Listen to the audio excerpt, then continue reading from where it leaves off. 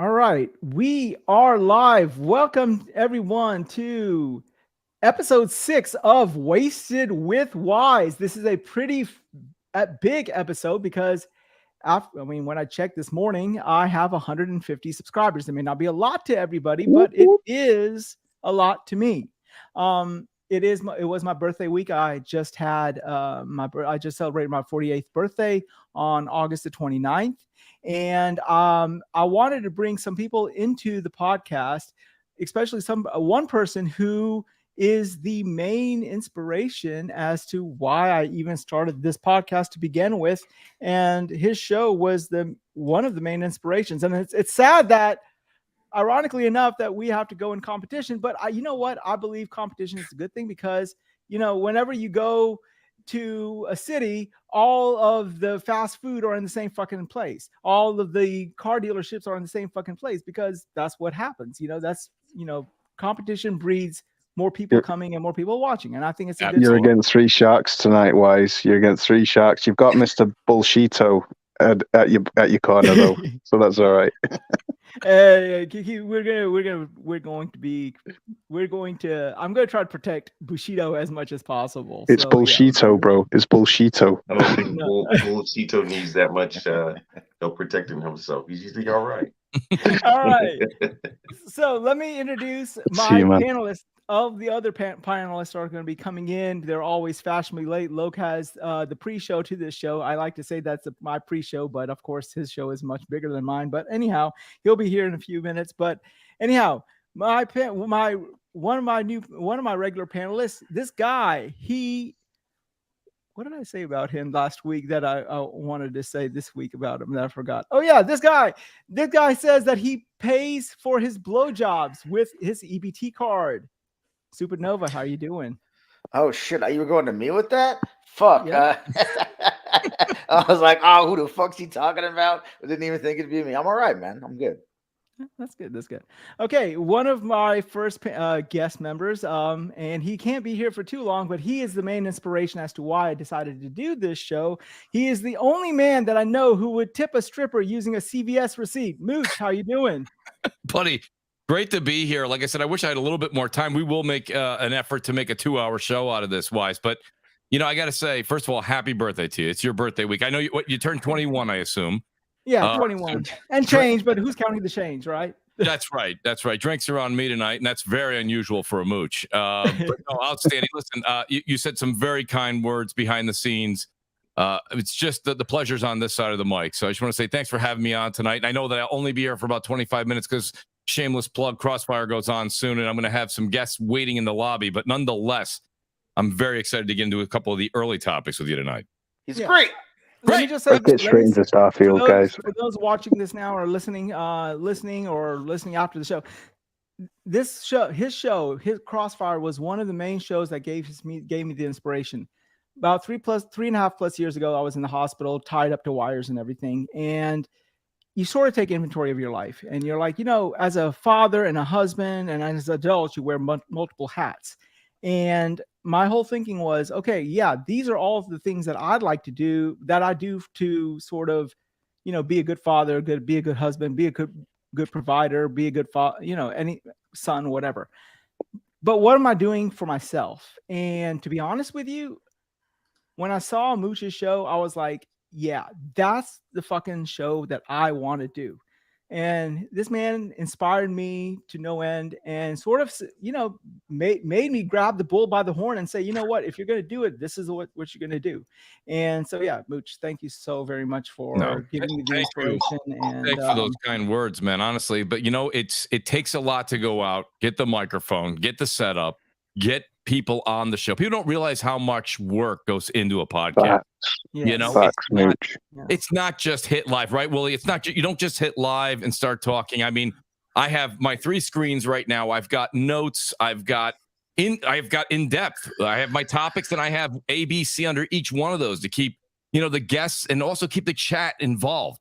So it's just one of those things that a lot of people think, oh, I'll just go grab a microphone, I'll do it too. And I encourage anyone to try it. But just know, like you were saying, Wize, it's dedication. It's being here every week for your audience, and it's also remembering this is something that means a lot to me. is it's the panel, right? The panel Right. makes the show. The audience makes the show. I appreciate every compliment I get. I thank everybody, but at the same time, it's the panel and the audience. Without the panel and the audience, there is no show. So, Wize, Exactly. thank you again for having me on tonight, buddy. No, I mean, the pleasure's always, and you always have carte blanche in my podcast. Anytime you want to, sort of leave your podcast and come to mine, that's fine. I don't have any problems with that. Oh, well, listen, I love to crash a party, buddy. So that's not a problem. That's cool. That's cool. All right. So before I introduce any more of my panelists, I want to thank everybody in the chat. RPG88, thank you, sir. You have been here from day one, and there is no way for me to show my gratitude. Well, hopefully you win the prize at the end of the show, but yeah, thank you for being a supporter from day one. For Brizzle, thank you for showing up. My leg guy, I like that name. My leg guy, thank you for showing up. And Mr. Sam CTM, thank you for showing up. All right. My next, well, what do I do? Panelist or guest first? I don't know what's the most appropriate thing to do. Okay. I don't know. Introduce the guests. All right. Okay. Oh, yeah. All right. My next guest was a guy who once spanked his monkey and now is wanted by the Humane Society in PETA. Willie Kramer, how are you doing? What the hell was that? That's awesome. I love it. Yo, man. I am good to be here. I am glad to be here, dude. I thank you very much for inviting me on your special stream. Congratulations, mate, on making it another year, 1 year older. Yeah, 48 laps around the sun, and I'm still exactly, man. Exactly. And thank you for letting me be here and for inviting me. I can definitely echo your words, Wize. I got into streaming because of the inspiration I received off the likes of Mooch, Saltiest, and even Crap Gamer, believe it or not. Crap Gamer, when he was Foony, when he was disillusioned with Xbox and felt disillusioned with Xbox. When you talk about Crap Gamer, you have to talk about which season. Crap Gamer season 1, which was PlayStation, or Crap Gamer season 2, which was Xbox. So or Crap Gamer season 3, which was PlayStation. The not Cap Gamer season. The not Cap Gamer season. So when he was Crap Gamer, not Cap Gamer, that's when he was very critical in his thinking, and he's very articulate. Like, he's very good at articulating his words, and also kind of very good at critical thinking. Sorry, my little daughter is just a little. It's difficult at this time, bro. With my daughter, it's difficult because I've got a really loud voice and I have to whisper to avoid disturbing her. At least she ain't eating you out of house and home as my 2 kids are. My bro, elder had a chance of going out of state to college, and the bastard chose to stay here because he wanted to eat me out of house and home. Yeah. Well, as I was saying, meeting, they say, it's truly something to meet your heroes, and for I don't know if you agree with this, but for me, the celebrities that I kind of admired, you can get starstruck. It's the people that I'd listened to for years on YouTube. They're the people that I really appreciate on people like Mooch and what have you. So yeah, like that, they inspired me to start up my YouTube channel, and obviously I can't do it anymore because of the commitment. It is a lot of commitment, and with my daughter and family, I've had to put it on the backside. But yeah, I can echo your sentiments, bro. It's nice to be here with some awesome people. Supernova as well. I've always loved his content ever since he was at 1,000 subscribers or 800 subscribers. He was barely starting off, and I've been a fan of his. So it's awesome to be here. All right, great, thanks. Okay, my next guest is a guy who's been rolling with me for the longest time. This man, his wife calls him Eminem because he melts in her mouth, not in her hands. Mr. Bushido, how you doing? I think you got the wrong guy on that one, but Yeah, no kidding. Just How you hanging doing, out, boss? and, doing what I can do when I can do it. That's all. Guess what? Me and him were talking backstage earlier regarding this whole watch thing from Starfield. Yeah, the UPS guy stole it. So there you go.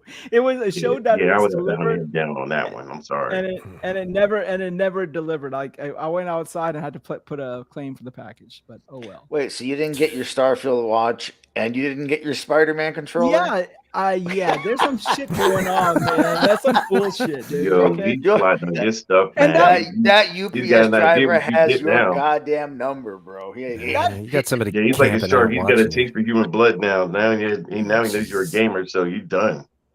Why is I getting shit? I mean, like I'm Asian. Don't make me call the turban mafia on them. That's all I got to say. When those Asians, when we get hostile, we really get hostile. We pull out the garam masala like nobody's business. I'm telling you. So, anyhow, all right. So let me go ahead and introduce my panelist. My first panelist told his ex that he can't go down on her because he has a shellfish allergies and is allergic to crabs. Mr. Darth Praxis, how you doing? Well, they're tasty though. At least there's that, Oh, I'm doing well. I was doing really good until you interrupted me when I was playing Starfield. Oh, go fuck yourself. Doing Go great.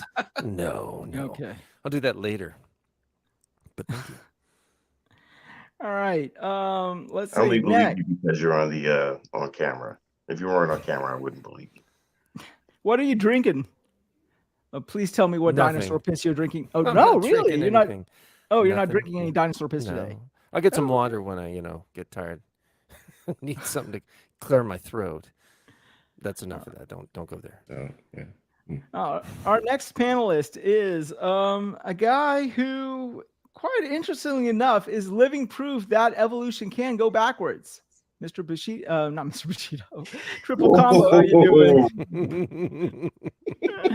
Triple. Hey, I've been drinking since 12 this afternoon, so apologize. Okay, Triple, how you doing? I'm doing good. I took me a nap, which I'm all right. It's just hot though, but I'm good. All right. Okay. What are you drinking? Water for now. I was debating to drink something, and what I was thinking of was pretty heavy, but I was like, yeah, let's wait. I want to get plastered like at 6 already, so probably. We talking about like my hard lemonade? No, this is stuff that my buddy left behind called Diesel. It's like over 100 proof. I was like, let's not drink that right now. That sounds like yeah. So that'll be later at the show. Yeah. Okay, so let's go ahead and get started. I was going to talk about another smaller topic, but I don't, and I just got Musha in for a few minutes, but I definitely want to take his take on it. It is regarding the PlayStation Portal, if you will, the PlayStation Portal. Yeah. Mooch, you ordered this or pre-ordered this when it went live, and I showed you on DMs that I also did the same exact thing. Mm-hmm. So I was just wondering, what made you sort of do it? So, it's an interesting thing because it's a polarized subject. A lot of people are really 50-50 on this device. For me personally, the Steam Deck, even more than the Switch, because the Switch, I mean, I'll always just from dedication and just years and years of playing Nintendo, I'll always own whatever Nintendo comes out with. I don't care if the kids use it. I don't care if I even use it. I'm just going to support that.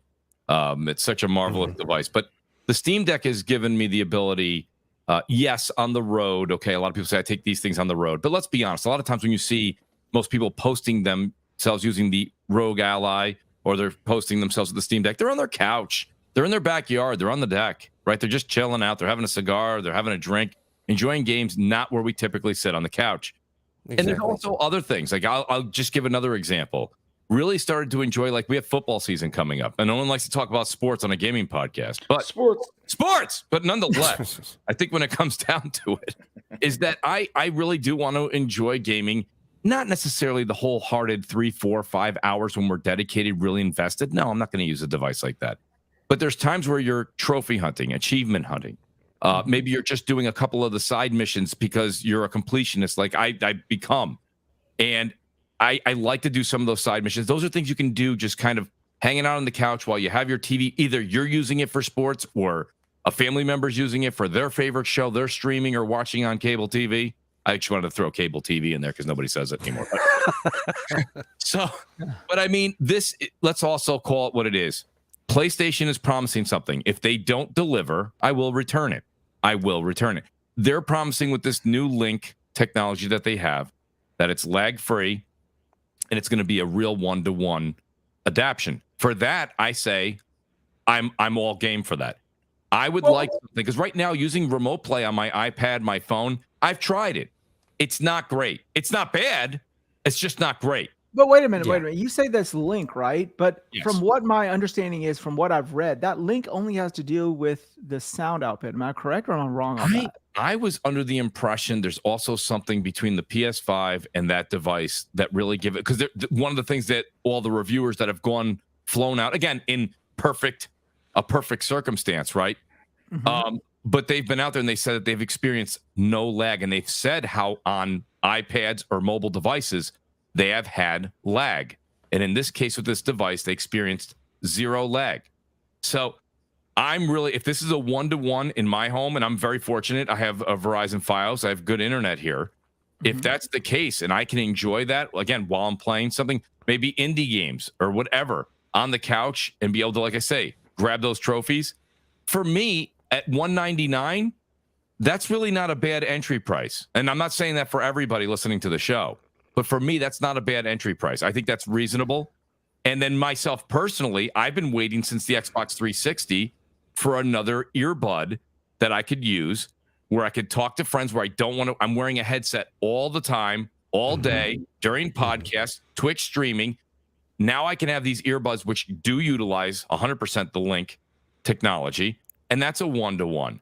So now I can be sitting there and you can pair those also with your phone. So if a call comes in or you're on Discord, these are things you can all do with this. So to get tied into that, you guys all, anyone who's listening to, I'm an Apple lunatic too. You guys all know that. I said I'm very clear. Oh my God. I know. You're getting a new phone? You're getting a new phone? You're getting the 15 Pro, 15 Ultra? Of course I am. Of course I he always is. get the new iPhone. Listen, Steve Jobs, come back home. We miss you, Steve. Yeah. But I think nonetheless, everybody does, even people that aren't Apple people. I think so, right? No kidding, Tim. Tim's really dropped the ball. I agree with you. Yeah. He has. But in all honesty, I think that I like buying into an ecosystem. I really, really enjoy that. I think when all things are made to be working together and they work in unison, I'm willing to try that out. So, yeah, I mean, Wize, I was kind of shocked when you said, hey, I'm going to jump into that too. But again, same thing I did with I think it's called the Raj Ally, not the Rogue. I always say Rogue, just easier to say. But Yeah. It's the ROG, bro. It's the ROG ally. Thank you. ROG I appreciate the fix there. But I returned that. For me personally, it was just that clunky Windows experience. Windows update. Pardon me. The Asus, their mask overlay over the Windows, that had to be updated regularly. Just it was a very tedious, whereas the Steam Deck is pick up and play. That's the other thing. If you go watch all these people that were flown out there to try it out, you pick it up, it's just connected one-to-one. Boom, picks up right from where you could be playing on your PS5 on your TV. Your better half comes in and says, hey, I'm going to watch this show. Fine. Right off the coffee table, I pick up the device and I'm playing right there. It's instantaneously, it's supposed to pick up. Again, I will wait to give further judgment till I have the device in my hand. But from what I'm hearing and what I'm reading, it sounds like it's a very good device. It's not for everybody. You're not going to hear me tell anybody in this panel that they should go get it. You won't hear me say that. It really is a family by family or household by household basis. One thing, Mooch, is that it's a very tantalizing prospect for me about it is that it's a full DualSense experience. It with a screen in the palm of your hand, and people say, well, you can just strap a phone to a DualSense. Have you actually tried it? It's so top heavy, it's not comfortable. The phone strapped to the top of your DualSense, it weighs down on your wrists. The leverage of the phone, it's heavy. It's the same. I have it it's now not for my Xbox. Yeah. That's why I Facts. got It's not comfortable. No.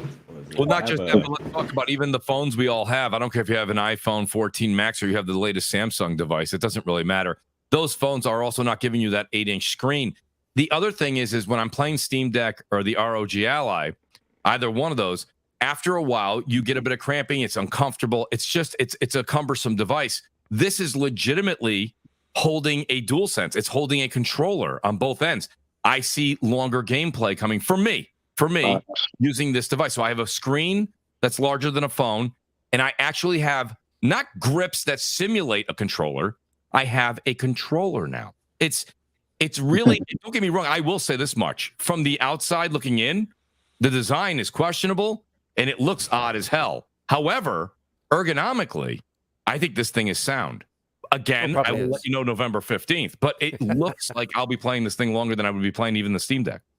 Well, one of the main reasons I actually jumped on board and pre-ordered this thing is because I'm a huge as gamers, we are an eclectic group. We have all different types of games that we play, right? Now, if I'm playing my God of War or Spider-Man 2, well, hell, I'm not going to play it on this. I'm going to play it on my big ass screen TV, and I want all the bells and whistles and everything going off and fireworks and shit like that. But like Baldur's Gate 3, Sea of Stars, I'm a huge RPG gamer. Those things, those turn-based games, they sort of lend themselves well to something like this. Like when I'm playing like Baldur's Gate 3, that's more strategy than anything else, and it's not like fast-paced combat at all times. And I would much rather be watching a TV show or a podcast while I'm, the turn is sort of cycling around and everything like that. So that's sort of what made me sort of like bite the bullet on this thing and say, you know what, this thing will work out for me, even if it does have a appreciable lag. For what I see useful or what games that I play, I think that this would be an optimal device for my house. And Mooch, and we talked about this, when the boss wants to watch TV, guess what? The boss gets to watch the TV. Okay. Yeah. I don't know if you guys understand. Brother. You gotta buy more TVs. I put fucking in TV in every room, man. I don't fuck around. I gotta make sure. But this is the thing, though, guys. This is the thing. I genuinely think that the Portal is so clever because it is penetrating a market that is understatedly like large and understatedly in need for something exactly like this, and that is dads who work long hours, who come home to a wife or partner who has been at home working their ass off, looking after the kids, and just wants to watch Desperate Housewives. And the dad wants to play a game, and the dad can just chill out, play his favorite PlayStation games on his couch with no lag. Like that for me is like, I cannot tell you, this is essential for me. This is made for me. It's literally, my phone screen is too small. My eyes aren't great, right? I've got not great eyesight.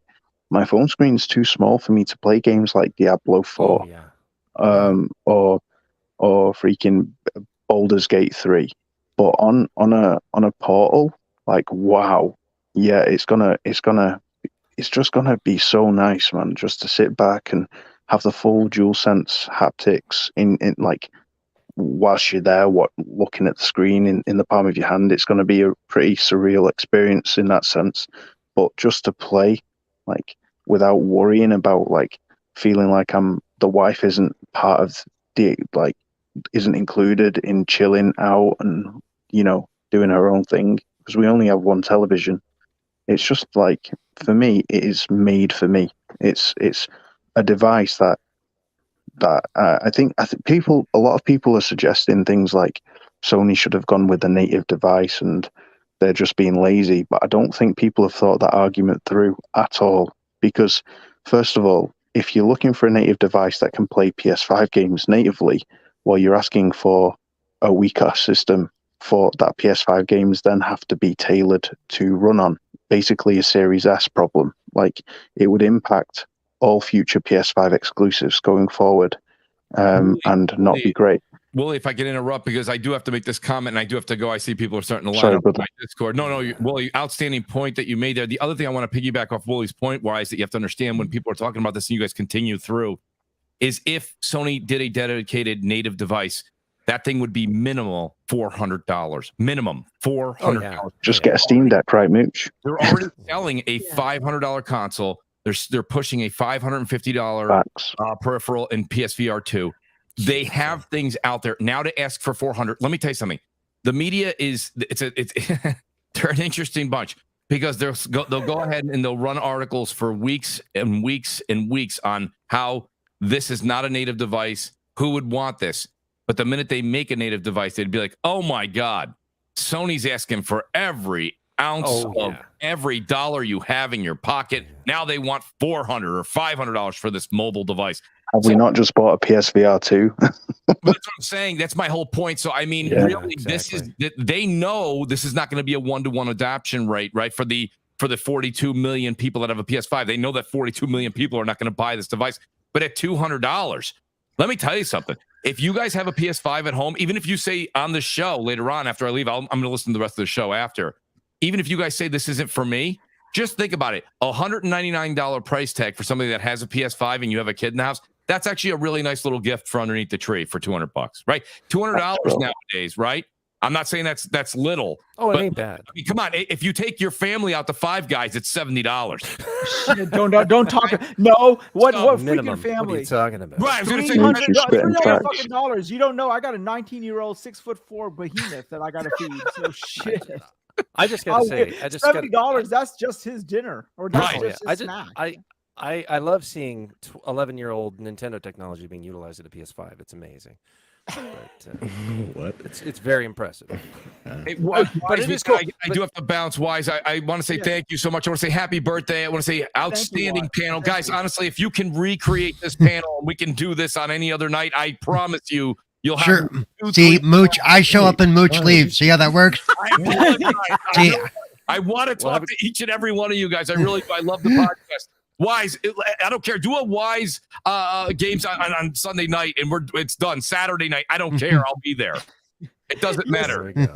So, I will say, guys, thank you for the invite. I want to say thank you. I will, of course, always support you guys as well. Thank you for supporting me.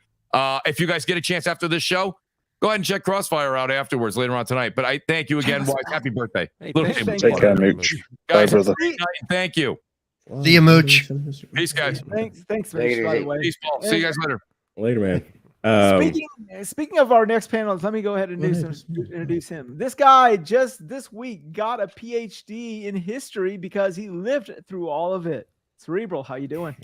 Fine. I'm only here for a short time though. I'm really yes. But I want to stop by, say happy birthday, and thank you, and all that crap. I mean, like all that.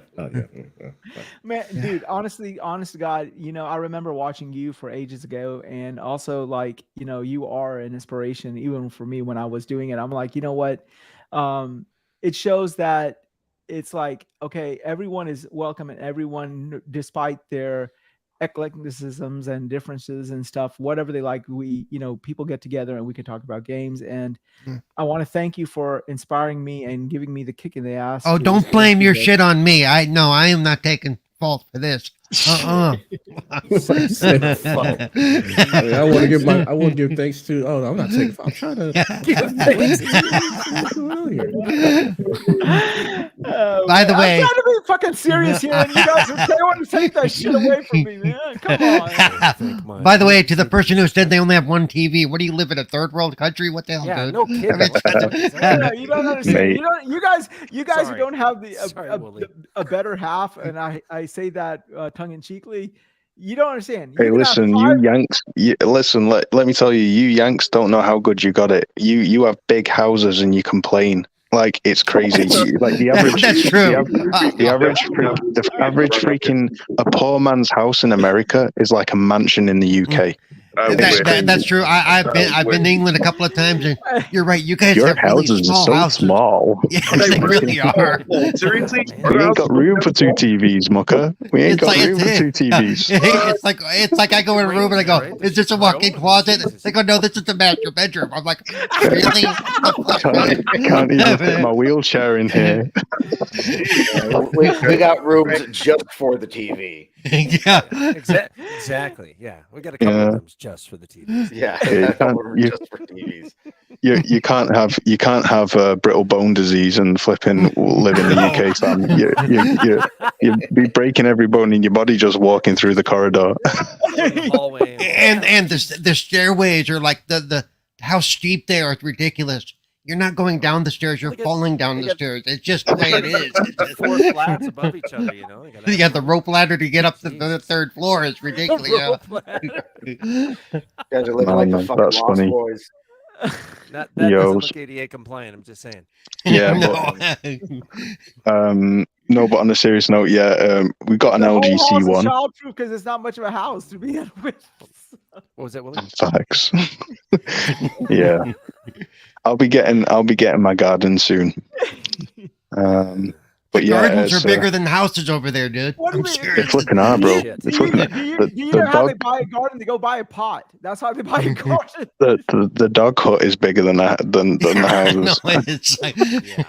I have never seen so many dogs miserable in their backyard until I went to England. I'm sorry. Like, what the Looking at everybody, get me the fuck No. out of here already. heck? Yeah, it's crazy. Everything's bigger over there in America. The houses, the plates of food, like And the people. and the people. Well, Facts. that's because we don't live on an island. You know, you guys got a lot of people to put in a relatively small spot. You know, There's finite Just room. right, we Yeah.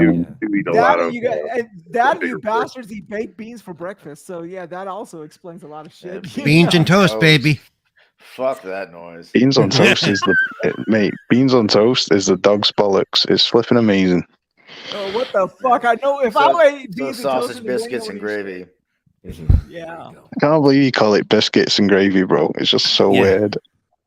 Yeah. Yeah, I know, because biscuits are cookies and fucking. Hey- You lot don't know what crumpets are, do you? You've never had crumpets before. No. Ooh. Scones are No. biscuits and cookies Mate, are. crumpets, mate. Once you've had Crumpets are the crumpets, your shit. lives will Crumpets are change. the shit. Yeah. They, Your lives will change forever. Crumpets and oat cakes. They're flipping amazing. Plus, those That those doesn't sound bastards are appetizing at lazy all. there too. you know, and a full Sunday dinner over there. Oh my god. Okay. Oh, mate, you cannot beat a British Sunday roast. no, Cannot but beat it with mint but sauce, and Yeah. applesauce, and oof, it's good. Like potatoes, like five ways and shit. We call them roasts. We call them roast potatoes. Good known for its cuisine. So the best food is a beef Wellington, man. The But beef you guys enjoy your meatloaf. I take offense that I'm German, asshole. No, but I might have you- my one TV. I might have only have my one TV, but at least I don't have to suffer that shit with meatloaf and. Meatloaf can be done well, but No, at least we don't take a hot dog, put it on a piece of mashed potatoes, and call it some sort of freaking name like bangers and mash. yeah, You know? what's that? Bro, Like, what the, I saw that. have you ever had proper bangers and mash? That shit is good, dude. Oh, it No, is they really brought it out Mate, of my plate. I was British like, what is this sausages. dirt on my- bro, like you suffer American chocolate. American chocolate is whack. It tastes Oh, like yeah. something. Oh mate, it is just nasty. And what's crazy is you call it candy. You call it candy, bro. Like everything's backwards over there in America. It's like and none of it makes any freaking Hey, sense. man, we fought a war to call our shit whatever the fuck we want, goddammit. I was gonna say just the same exact fucking thing. You're just jealous because we won, you know? Shots are fired. And we put your goddamn. I don't know. team down. Did we really? I mean, to think about it, you know. Mate, Well, you know, 20% of our population can't identify our country on a map, so you know, go. For it. Yeah. I don't know what to say about that. Well, that's And the pretty other- much everywhere you go, dude. And the other Pretty much 80% everywhere you can't. go now. And then the Mate. other 80% can't even find a seat on a plane that fits them. So you know, there you go. your president can't distinguish the difference between a disabled toilet and a nursery. So yeah, neither So- can the last crazy. really good. So All right. That's a kink. Well- That's not a mistake. Anyway, So Wooly, did you pre-order this device, and what do you think about the whole thing? I'm pre-order. I'm getting it as soon as I start my new job in October.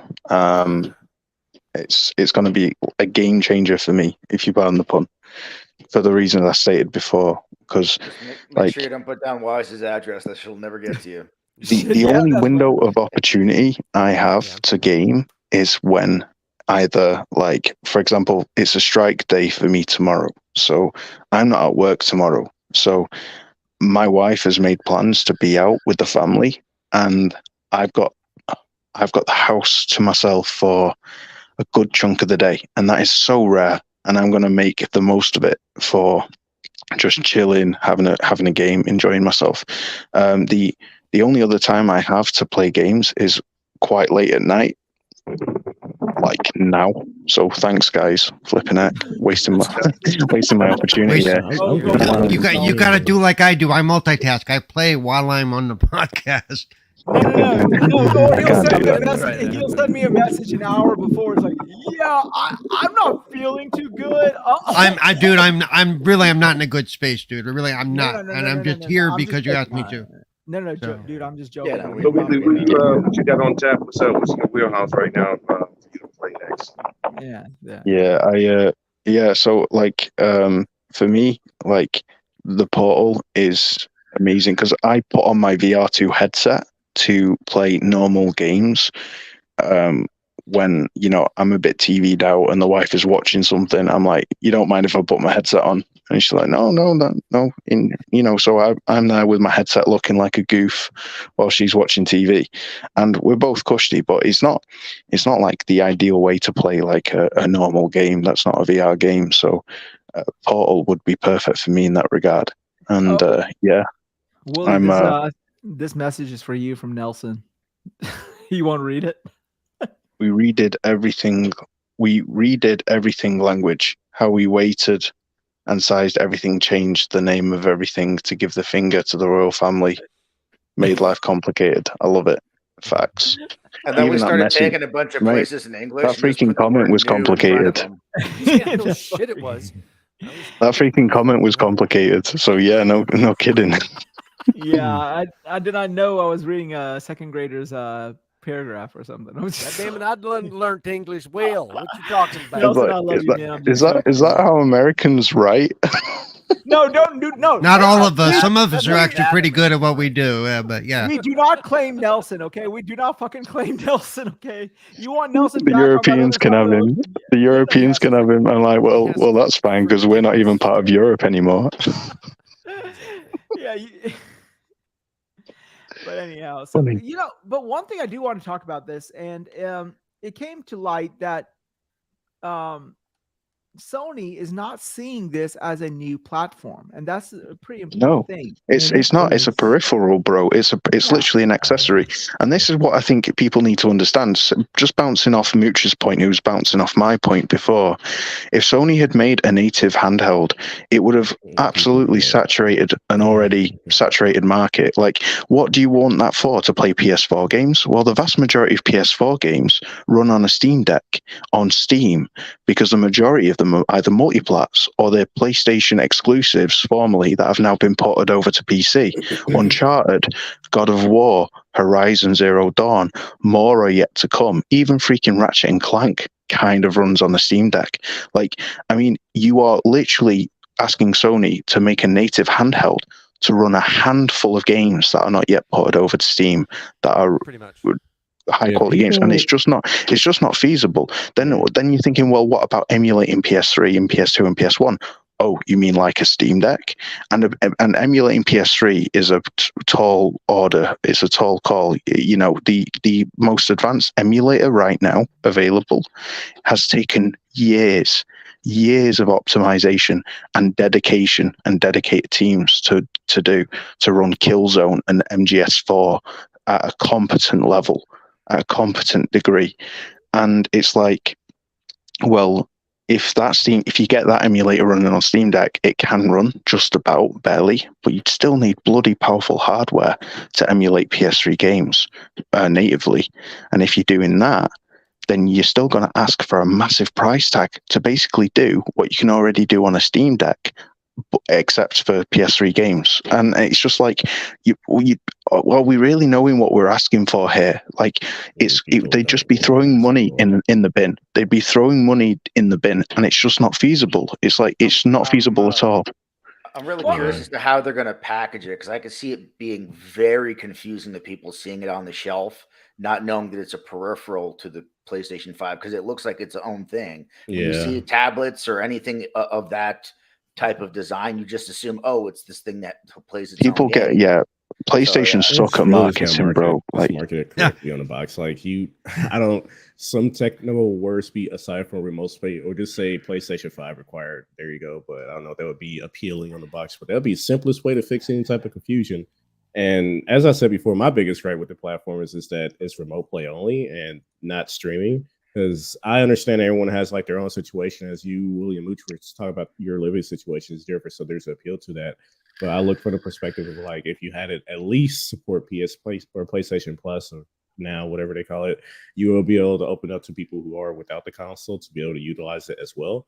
But requiring the console to use it is just one of those decisions where I'm just like, I don't understand and like they're raising the price of PS Plus and shit now, and it's like you're gonna raise the price of it and then not even allow it to be used with this new streaming only handheld device. I just don't understand like what reason is there to not allow the streaming of I have got a bit of Sony Pony damage control for that. If you want to hear it, sure, go ahead.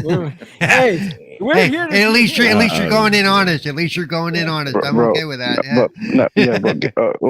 I think you'll give me some level of credit because I do think it's logical, and I am being intellectually honest here. I'm not damage controlling for the sake of like, I don't know, trying to protect a company from being criticized. You know, I've already spoken very against the price tag increase, and you know. Just going into this, basically, if PS5 cloud streaming is currently in development, they're planning on it being basically a GeForce Now equivalent in terms of quality. Like, it's going to absolutely dog wash xCloud and other streaming services with its high frame rates and high resolutions and very high bit rate. On relatively low bandwidth internet speeds.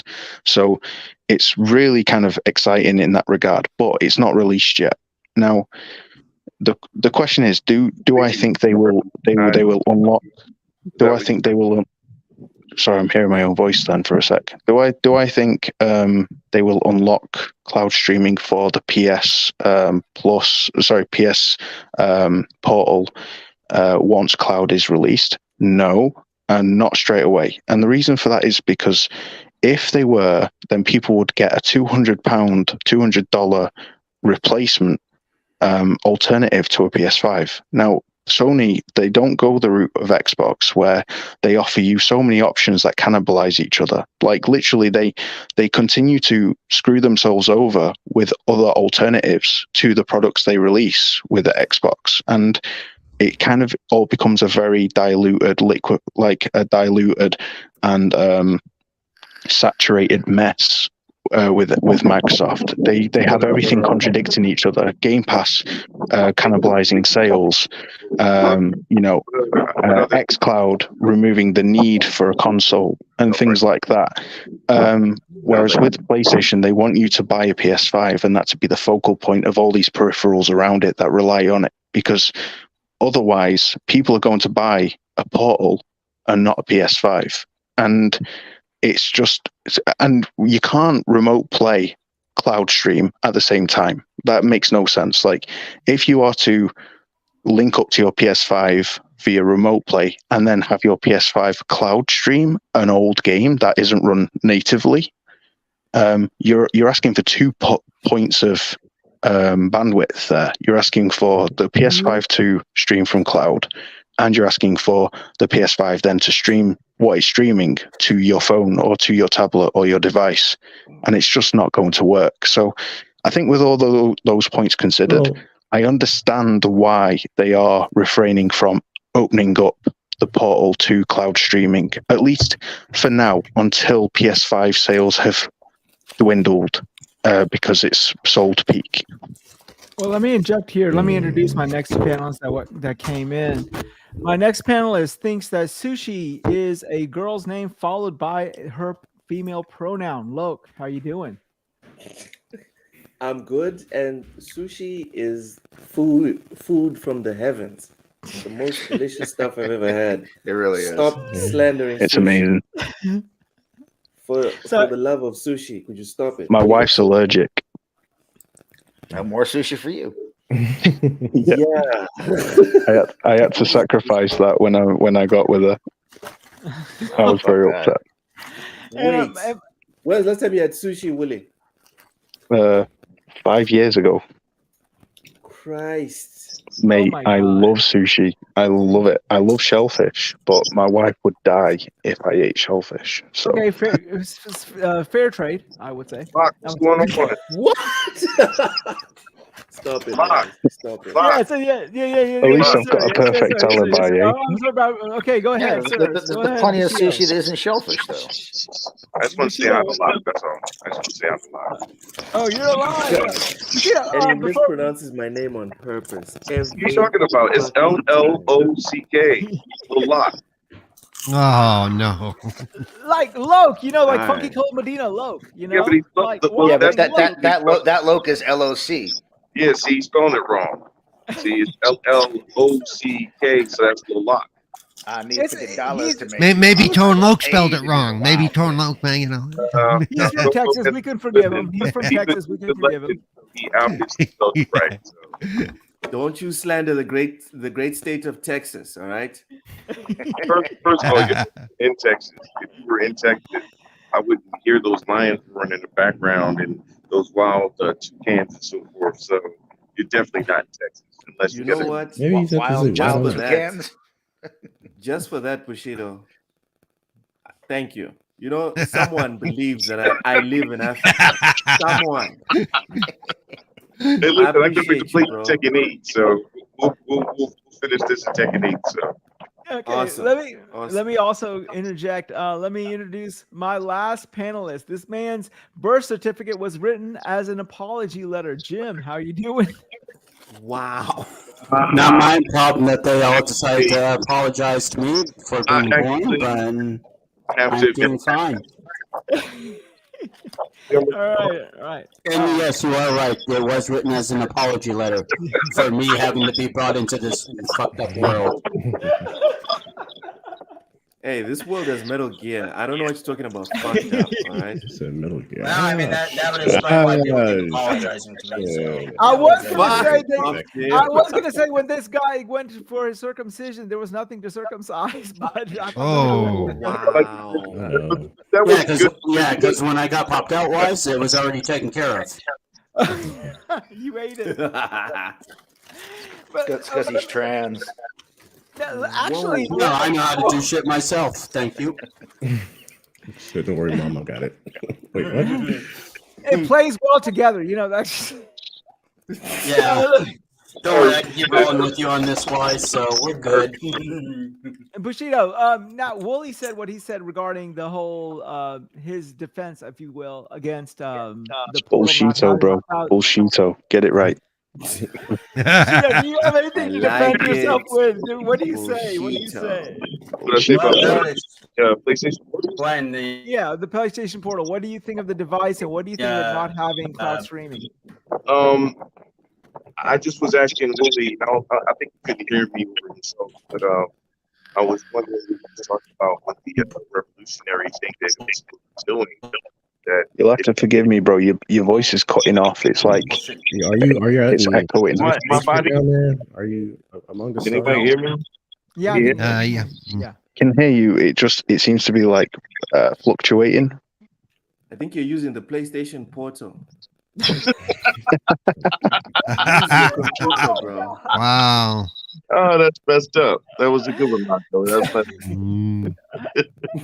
I just don't I don't have a need for it. Personally, I try to whenever there's something new out, I always want it. And I always find a reason to want it or to buy it. And I love the price point, but the having to force me to use those earbuds, which I actually think are cool looking, but to force me to have to use those earbuds are actually really big turn on. I don't like Bro, that's because- not true. That's not true. Yeah, it is true. So I don't No, like what, Apple so, products okay, because- it's kind of Can I, hold on a second. Willie, calm down. We let Sorry, you bro. speak a whole 20 minutes without cutting you off. It's okay. We're just talking opinions. I don't like that.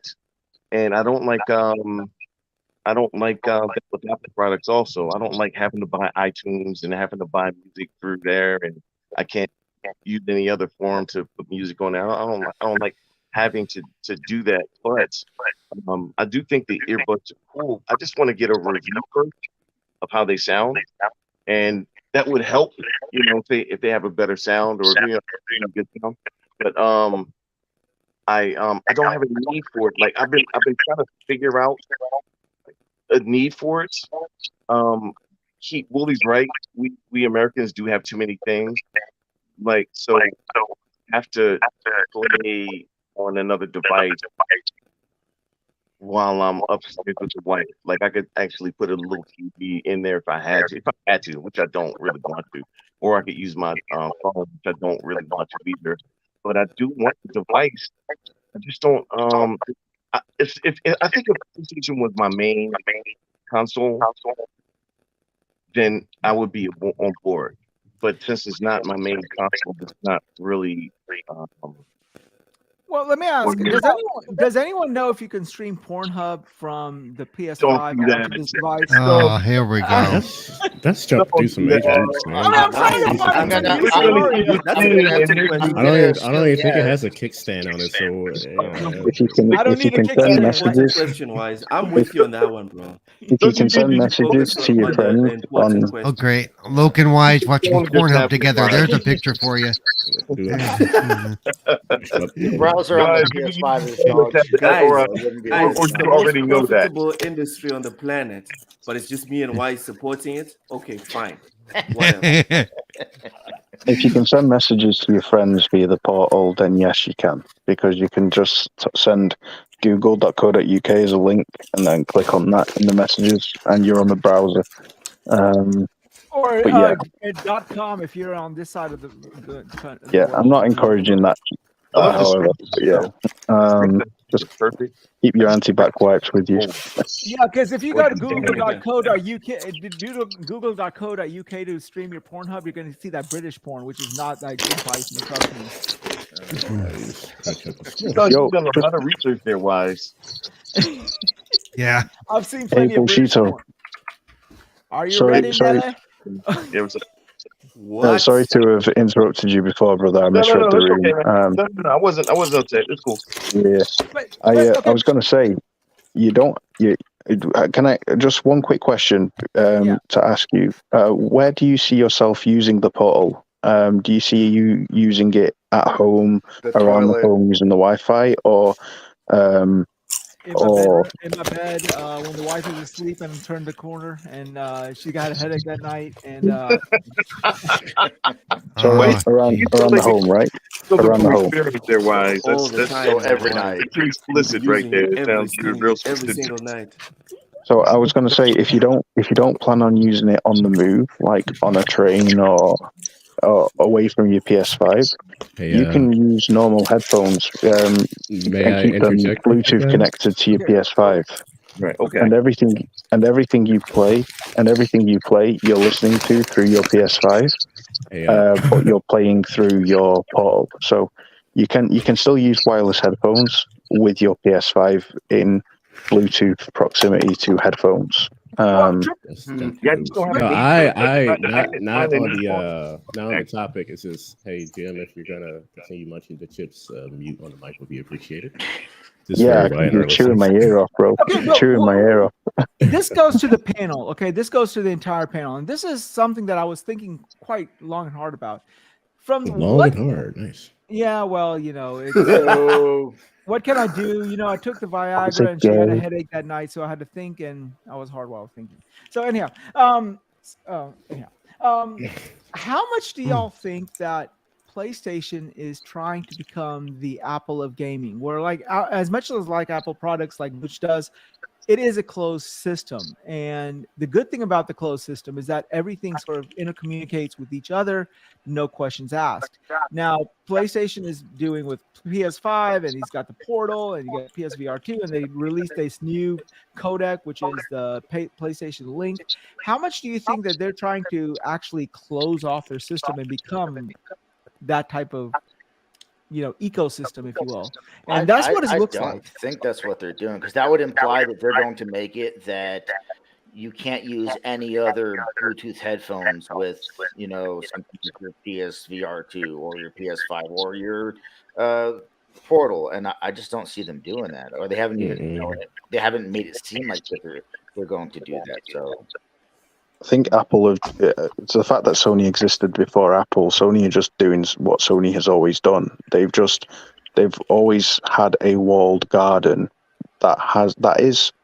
it's consumer friendly in terms of it allows for non-proprietary options. I mean, you look at Xbox with their proprietary SSD limitation, and you've got to ask yourself, well, who's trying to be the Apple and failing miserably here? It's like, well, at the end of the day, I think Sony just they've established their own identity and their own way of doing things with PlayStation and PlayStation hardware. I do think that it just boils down to this: they are so reliant on the success of their hardware. They're first and foremost a hardware company. They're extremely good at hardware. They always have been. The PS5 is insanely well designed, and I think that they rely on the success of it, and they rely on kind of keeping that pivotal and the focus for consumers. So what they do is they create all of these amazing other peripherals that people can choose to buy that support that hardware. And I just think Apple, they're a lot more exclusive and closed off than Sony. I think they're doing what Sony is doing, except way more extreme in not in terms of like quality, but in terms of limiting exclusivity, kind of limiting the options for non-proprietary accessories and stuff like that.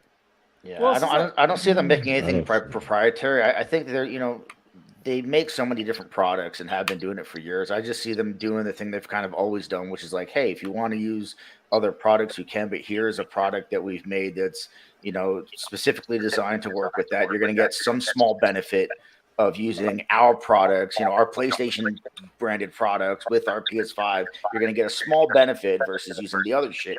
You can still use the other shit if you want to. And that's kind of what they've always really done. And it looks like what they're going to continue to do. All right. Well, so the next topic that I want to talk about is also in the Sony camp.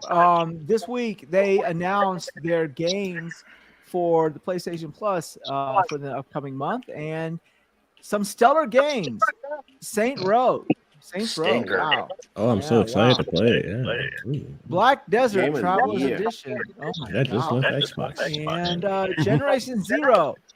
And oh my god. Oh God, I can't wait. Anyhow, all the way at the tail end of it all is this little blurb saying, "Hey, by the way, we're going up a few dollars." And this is an official 30% increase. PlayStation Essentials has gone up from $70.99 from what was it normally, like $50 to $60 to $70.99. Extra was $100 and has gone up to $134. And PlayStation Plus Premium, which I don't know why anyone would have it because there's nothing premium about it, went up from $120 to $159. And it just seems very shady for them to do it this way, kind of, because it's like they don't make a big deal out of it. They just put it in the fine writing in the very bottom. And they're not going up by $5, $10 or something that you normally would expect, but $30 on average. And then on top of that, still, some people will argue that say, premium is still cheaper than Xbox Game Pass Gold. What they call it now? Game Pass Ultimate, whatever they want to call it. These names are all jacked up anyways. But the problem is that this, and I know everyone's going to have their take on this one, but Game Pass, you get new releases day and date. PlayStation has yet to implement that, if they ever implement that, which I don't think they will. So, what do y'all think of this? Just whoever wants to go first. What do y'all think? Do you think this is a good move? Do you think this is a bad move? Do you think this is just inevitable because everything's going up in price? I just think that as far as the price is concerned, I don't think it's worth it as far as value is concerned. If they could give me better third party day and date and first party inside the ecosystem without taking it back out, also that means every time you play the game, because if you get on multiple systems, it's going to be time to jump back and forth. I don't understand the reason for the pricing. It's like, yeah, the price for everything's going up, but for a lot of other services, it makes sense. You know, Netflix, Max, Paramount Plus, all these other services, they have to spend money to get content into their services. It costs them a lot of money to do that, and they're all losing money just trying to stay afloat. But PS Plus isn't one of the types of services like a Game Pass where PlayStation is having to go out and spend a lot of money to procure games to put into the service. It's not designed to be that type of service. So why it is that the price is going up, I have no fucking idea. Just like my YouTube Premium went up by like $2, and I'm like, why? Like, why is YouTube Premium going up too? I don't understand that. But you know what I find funny also too about like I this said, thing? everything's going up. It seems like these companies don't seem like, and this isn't just PlayStation or Xbox or anybody. It seems like these countries forget that we're in like a recession.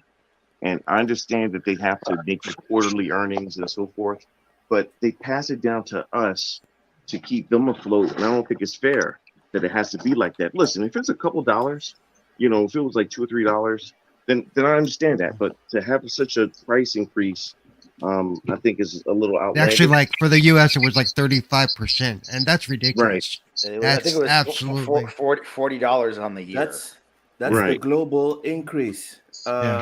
Paul, there's no for the US here. This is not Xbox. Xbox no, but is the one that does the percentages were a little different. Because I saw the charts. No, I'm not in the mood to argue about it. I'm just telling you what I saw. The point at the bottom that Wize is talking about said globally. Right, and there's even no region locking here on the pricing. But okay, so one of the it's not like it's okay, so no, yeah, for sure. I'm just saying there's no region. But nitpicking on it basing doesn't help anything because it's still the same thing. It's just semantics at this point. Well, here's the thing, right? I've been like, this has sort of become erupted on Twitter. Oh, well, everything erupts on Twitter, but people have been talking about this, and there's two sides to this coin, right? One side of the coin for people who are saying, okay, sort of justifying this, they're like, okay, PlayStation has Project Chronos in development and their new streaming service, and because of that, they're going to, in order to do it correctly, they're going to have to build server farms, and that costs money, and they're just going ahead and preemptively doing that. The other side of the coin argues that, hey, this is that same arrogant Sony that told us to get an extra job when they released the PS3 at $600. So it's a little bit of both, to be honest with you. It's a little bit of arrogance, but I think also too is that, like the first part says, which is not our problem.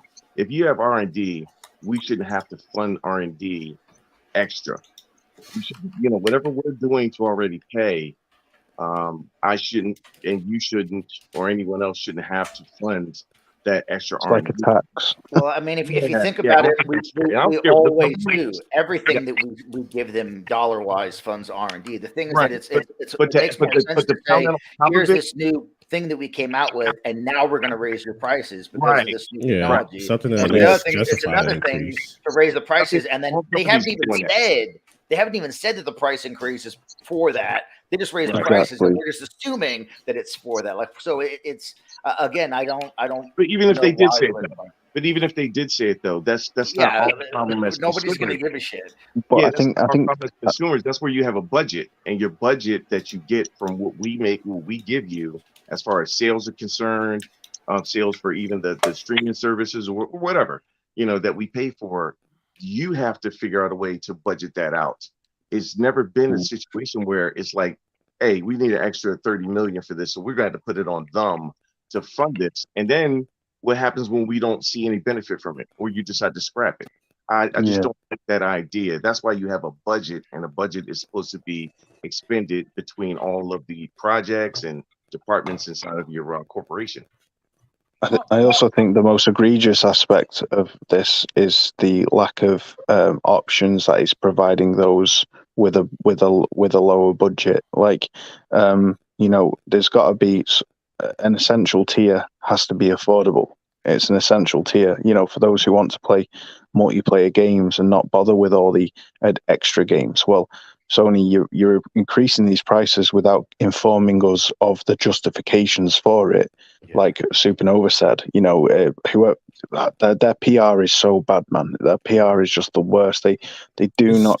They provide us with amazing games, but they don't communicate shit. There needs to be another tier for people who are just looking to play online with friends, because that's what PS Plus started out with. You need PS Plus to play online with friends. So do a PS Plus that is literally only to play online with friends. No extra games monthly, no access to PS, all the other shit. And it doesn't have to be $7 a month. Maybe it's $5 or $4 a month, because it's literally just to play with other people. Because they're literally forcing now they are giving us shit that we didn't ask for, and they're saying, here's extra shit, price increase. And it's like, while I appreciate the extra shit, I don't give a shit about the extra shit. It's nice. I didn't ask for it. But it's Saints Row, man. Don't you want it? They're literally they're charging a premium tier price for the basic features.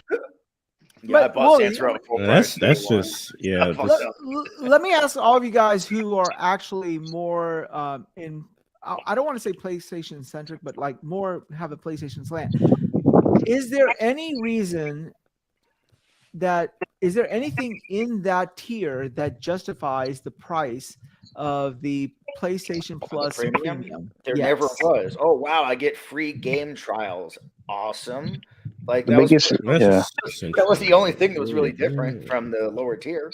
Yeah, when I mentioned the charging premium tier, I wasn't meaning PS Plus premium. I was meaning that Essential is now costing a small fortune, and there are people who just want to play with their friends online, who don't want all this extra fluff that comes with a subscription, but they've force locked online play behind a premium price tag, and it's shitty. It's not something that I think that I'm downgrading to Essential for now anyway, because I'm not getting my money's worth from premium. But when you think about it, guys, the cost is going up to the level now where you don't have the time to justify the cost of such an expensive subscription service, because in order to justify that cost, you need to play a hell of a lot of games. But I buy the games I'm excited to play.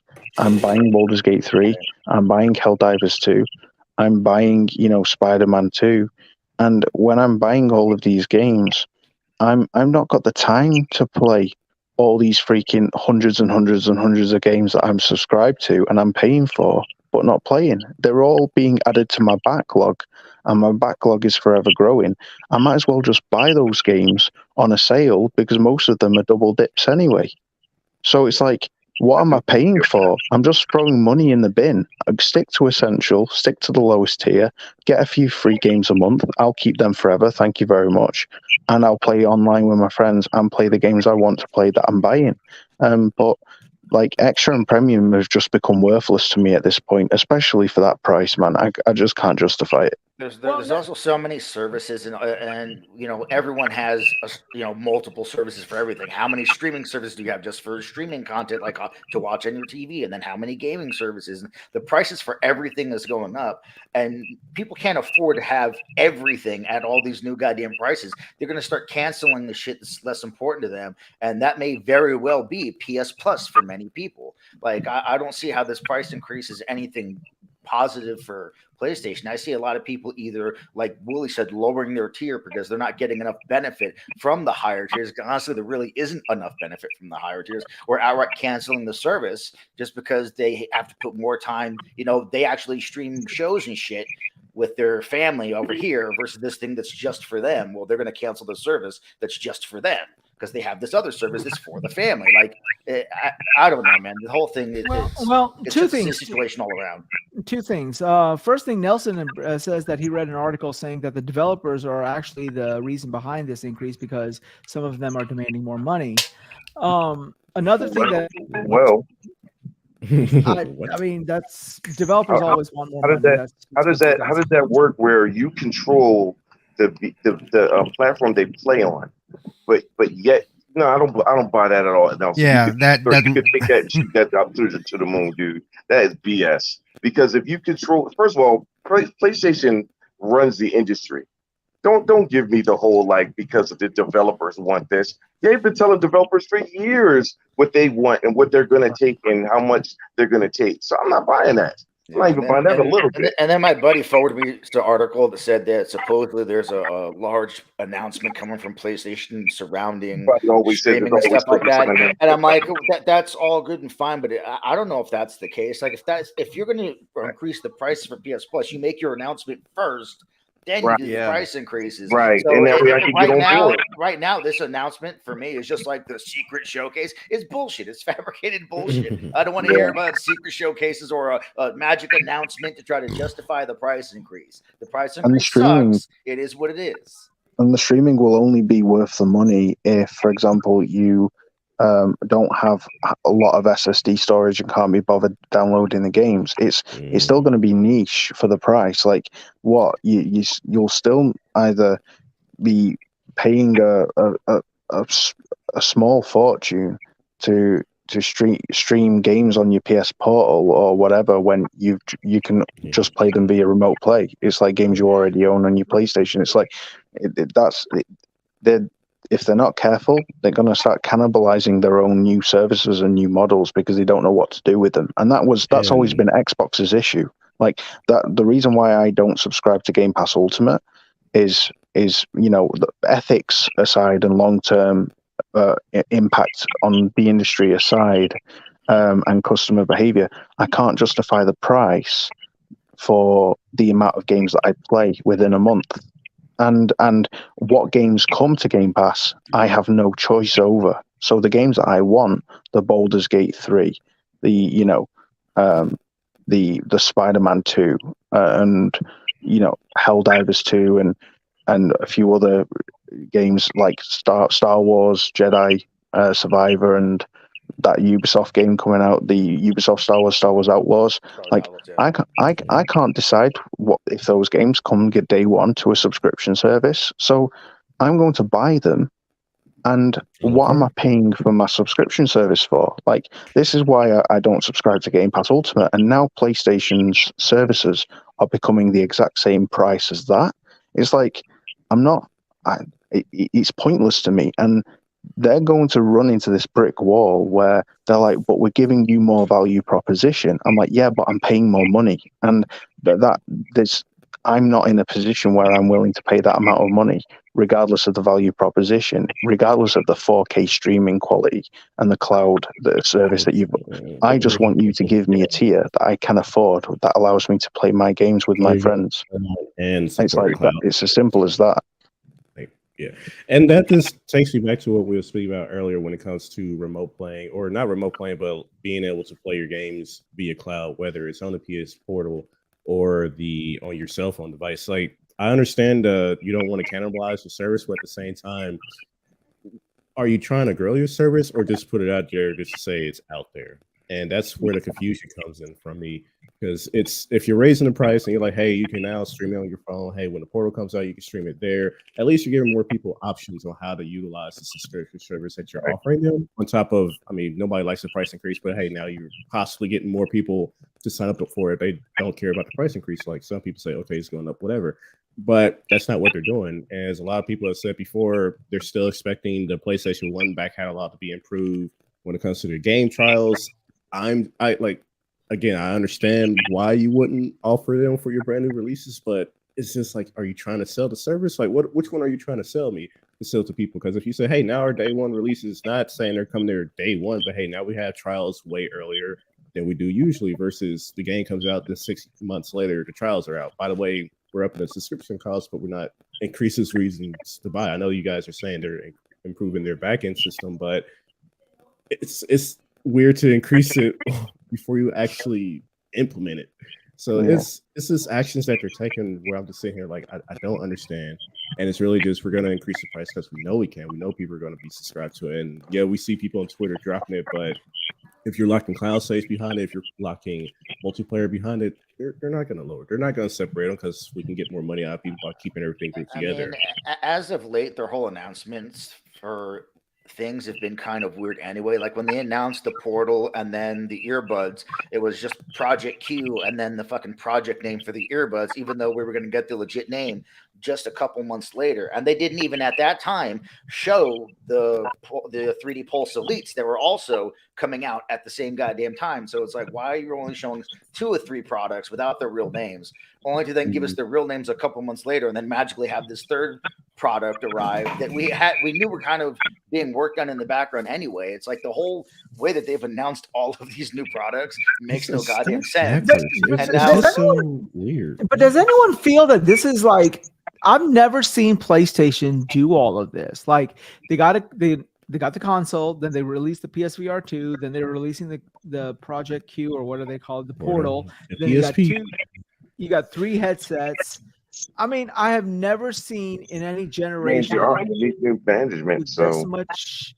But don't get me wrong, Wize. I'd much rather they do this than just release a bunch of different skin controllers every month. You know, like I think there's something for everyone with PlayStation. There's PSVR 2 for VR enthusiasts. There's DualSense and Dual Edge. There's the Edge for those who really want a fancy controller. There's new headphones with higher quality audio and a extendable microphone for someone who wants to flash in new gear and the earbuds. But I mean, those things are like the earpieces aren't essential if you're going to use the PS portal for at-home remote play.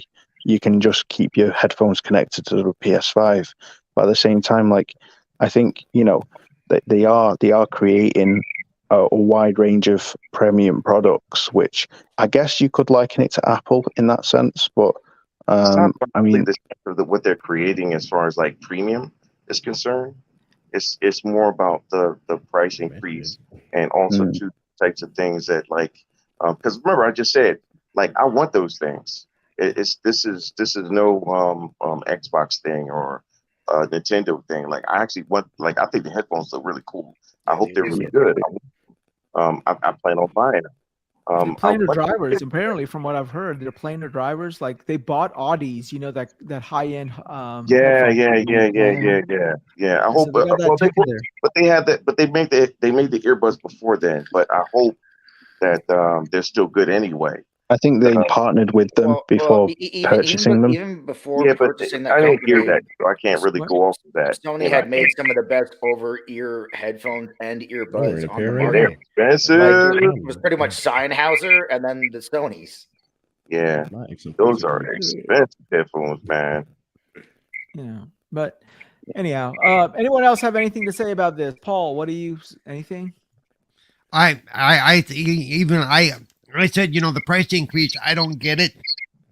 I agree with some people said if they were doing some stuff day and date, I might see it, but without that, it's not worth it for me. Yeah, or at least first party, early.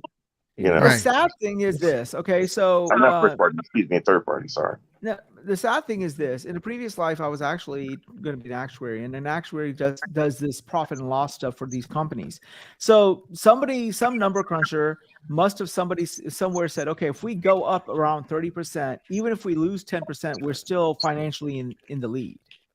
So most people, and unfortunately this is the case, most people will be going from a higher tier to a lower tier, but that's not really affecting their bottom line as much as people would think it would. So going from a higher to lower is not going to affect them. The only thing that would affect them is a mass exodus of their service, which I don't think is going to happen. So I think what we're sitting here and arguing about this, and I think that's going to fall on deaf ears because they're going to look at their bottom line because they're a corporation. That's who they're beholden to. Is their fiduciary responsibility is to their shareholders, and their shareholders are going to be like, "Hey, that's good for us." I mean, the money's money. They're such a cancer, man. Shareholders are such a cancer. I swear, it does my freaking nut in. But I mean, one thing that I do think they haven't considered that people need to remember is everything has a ceiling, and that ceiling is time allocation. Like, money is time, time is money, and you have to weigh up, like, okay, at what point does this price become unfeasible from a time standpoint? At what point will it be cheaper for me to just buy my game straight up, either on sale when if they're older games and double tipping games I haven't played yet, which is most of what a subscription service consists of, or the occasional day one release that I want to buy. Like, this is where kind of feasibility comes into play, and Sony are hitting that wall. They're getting close, to that point where even the rich folk up top, I know they're going with the loot box mentality, which you pointed out, that they profit off the minority, the smaller 1 to 5%, whilst the 95% suffer for it. But they're still making more money off the 1 to 5% than they would if they catered to the 95%. And I understand that it's like the loot box mentality and microtransaction mentality, how they have them extortionate prices for skins and stuff. Nevertheless, like, time allocation is the same for everyone across the board, and time is money. So and another thing they're not thinking about is this. So, like, we are hardcore gamers. We know the inner workings of all of how this stuff, this crap kind of works. Little Timmy, 10 years old, writes on his Christmas list, "I want a PlayStation." Okay. Mama goes to their local Best Buy. Whatever. Timmy, actually. It's not the same Timmy. It's a family that keeps having Timmy. I don't know why, but when you say little Timmy, I picture some kid sick in a hospital bed somewhere. I do too. Or little Timmy. Man. I forget what episode that you guys are totally just derailing my fucking point here. Okay? That's what I'm saying. They say why I'm not serious. Well, every time I'm trying to be fucking serious, somebody derails my ass. Come on now. Well, look, little Timmy, daddy is thinking, well, we'll get him the PlayStation 5. He'll pass away in like a year. We'll sell it. What's that, girl? Little Timmy. Oh, you wrong. Oh man, that's an investment. Oh no, that's messed up, Paul. Okay, before I was so rudely derailed by my time, before I was so fucking, just hamstringed here, okay, they're gonna, Karen is gonna go to her fucking whatever she goes to. I was about to say Toys R Us, but that shit is not. Wait, now she has to be a Karen? Oh yeah. Okay. Anyway. Shit, here we go. Well, now she's gonna complain the whole time. Hey, little Sarah or Sarah. I don't know.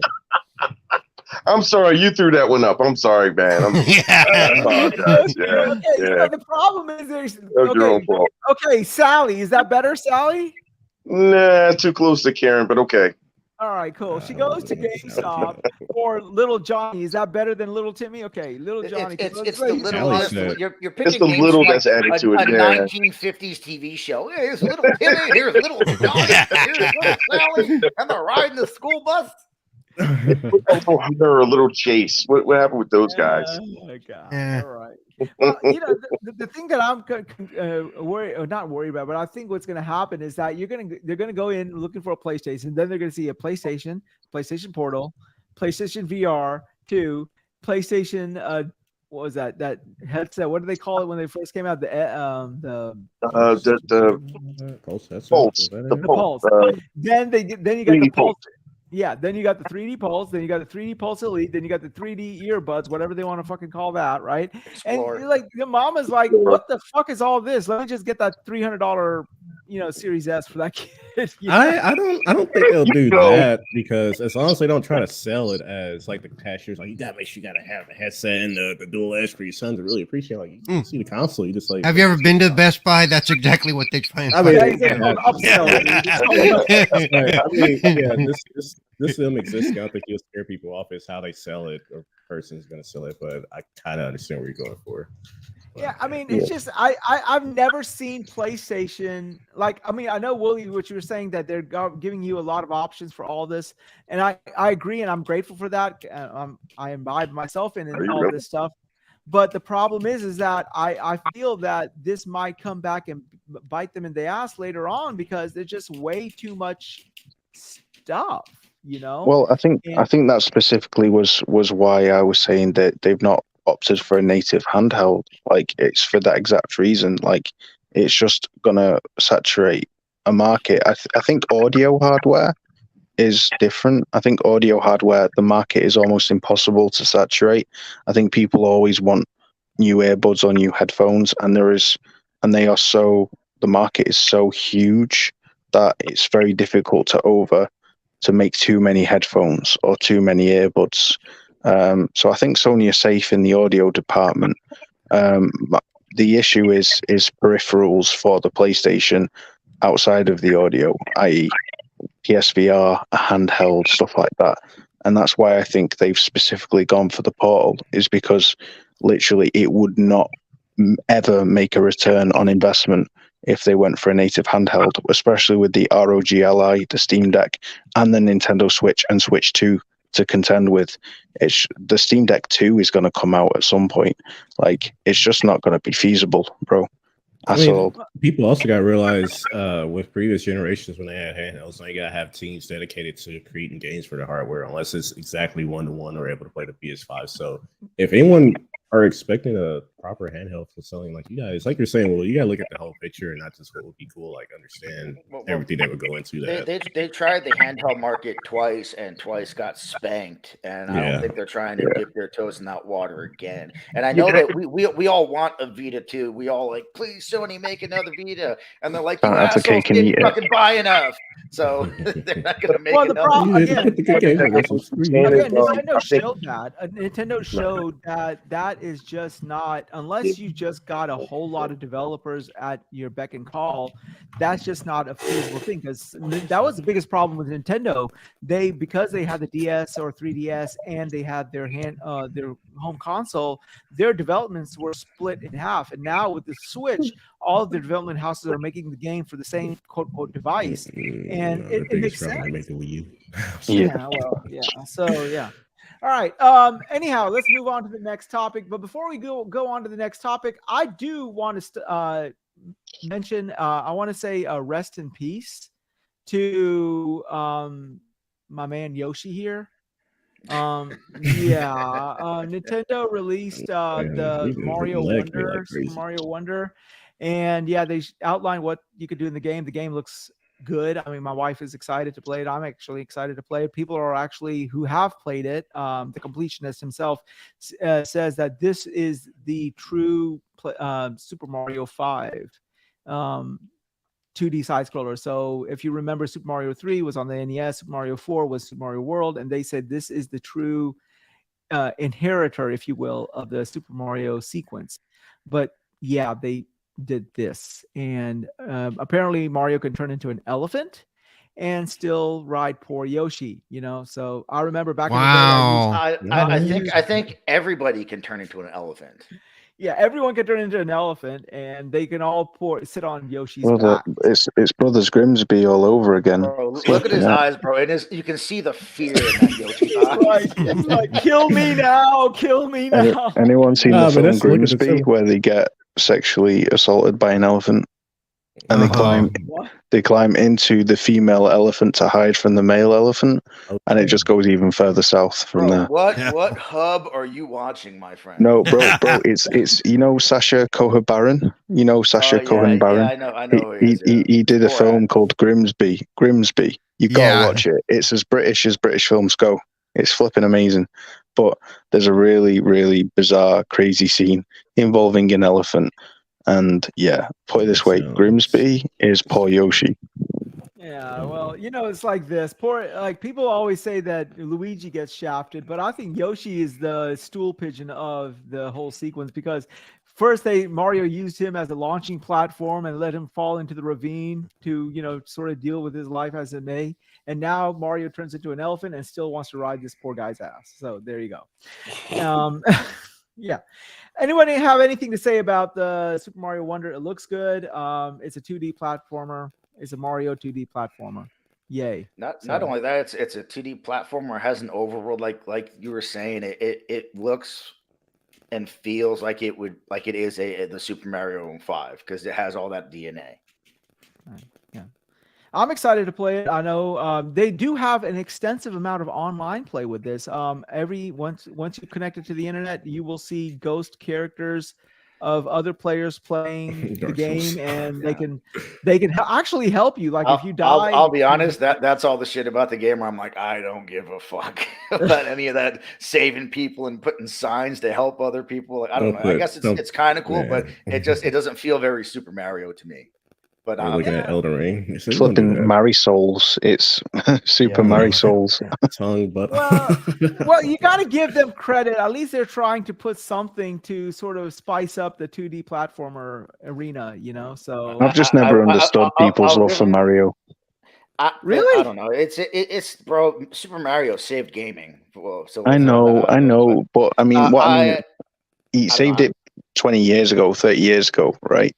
Yeah, get over it. I get tired of the franchise. Like I'll say this one I'm semi excited for, but I honestly want Nintendo like, dude, please stop making Mario games. Please stop making Zelda games at least for a little bit. You've got a whole army of IP and iconic characters that are just begging for you to make a goddamn game. And every time you make another game, it's fucking Super Mario or fucking I just don't Zelda. understand the appeal of playing a little Italian plumber. I'm just like, why is that? Hey, you take that shit back right now. No. I just want another Wave Race. I want another Wave Race 64. That's all I want. Pilot Wings, Kid Icarus, give us another true Donkey Kong Country. Like, give us something. Yeah, I mean Mario was amazing. Like big when it came out originally because it was something new and fresh. And this is just feeding off nostalgia. And I understand those diehard fans that will love this game, but from a mechanical point of view, I find platformers a little boring. A lot of platformers I just find like, oh man, like you just jumping and timing your jumps, and it's like. I don't understand why Super Mario Galaxy got like 98 Metacritic. Like I'm thinking to myself, I played that on my Nintendo Switch, and after seeing all the 10 out of 10s, and thought like this is the best game ever made. It's God for gamers. I'm thinking to myself, yeah, but bro, I was underwhelmed. I was like, this is the best game I've ever made. Like really? Like, dude, what? I felt the same way about 64. People were like, oh my god, Mario 64. Like I thought Mario 64 sucked. Like for me, it was man. It was all right, Super guys. Mario I'll see y'all World. later. Look, Metal Gear Solid was more impactful and important, I think. Look, do I'm you have with anything to say Willie, about man. this? I'm with Willie. Just copy paste everything Willie just said. What the hell, man? Let Mario retire.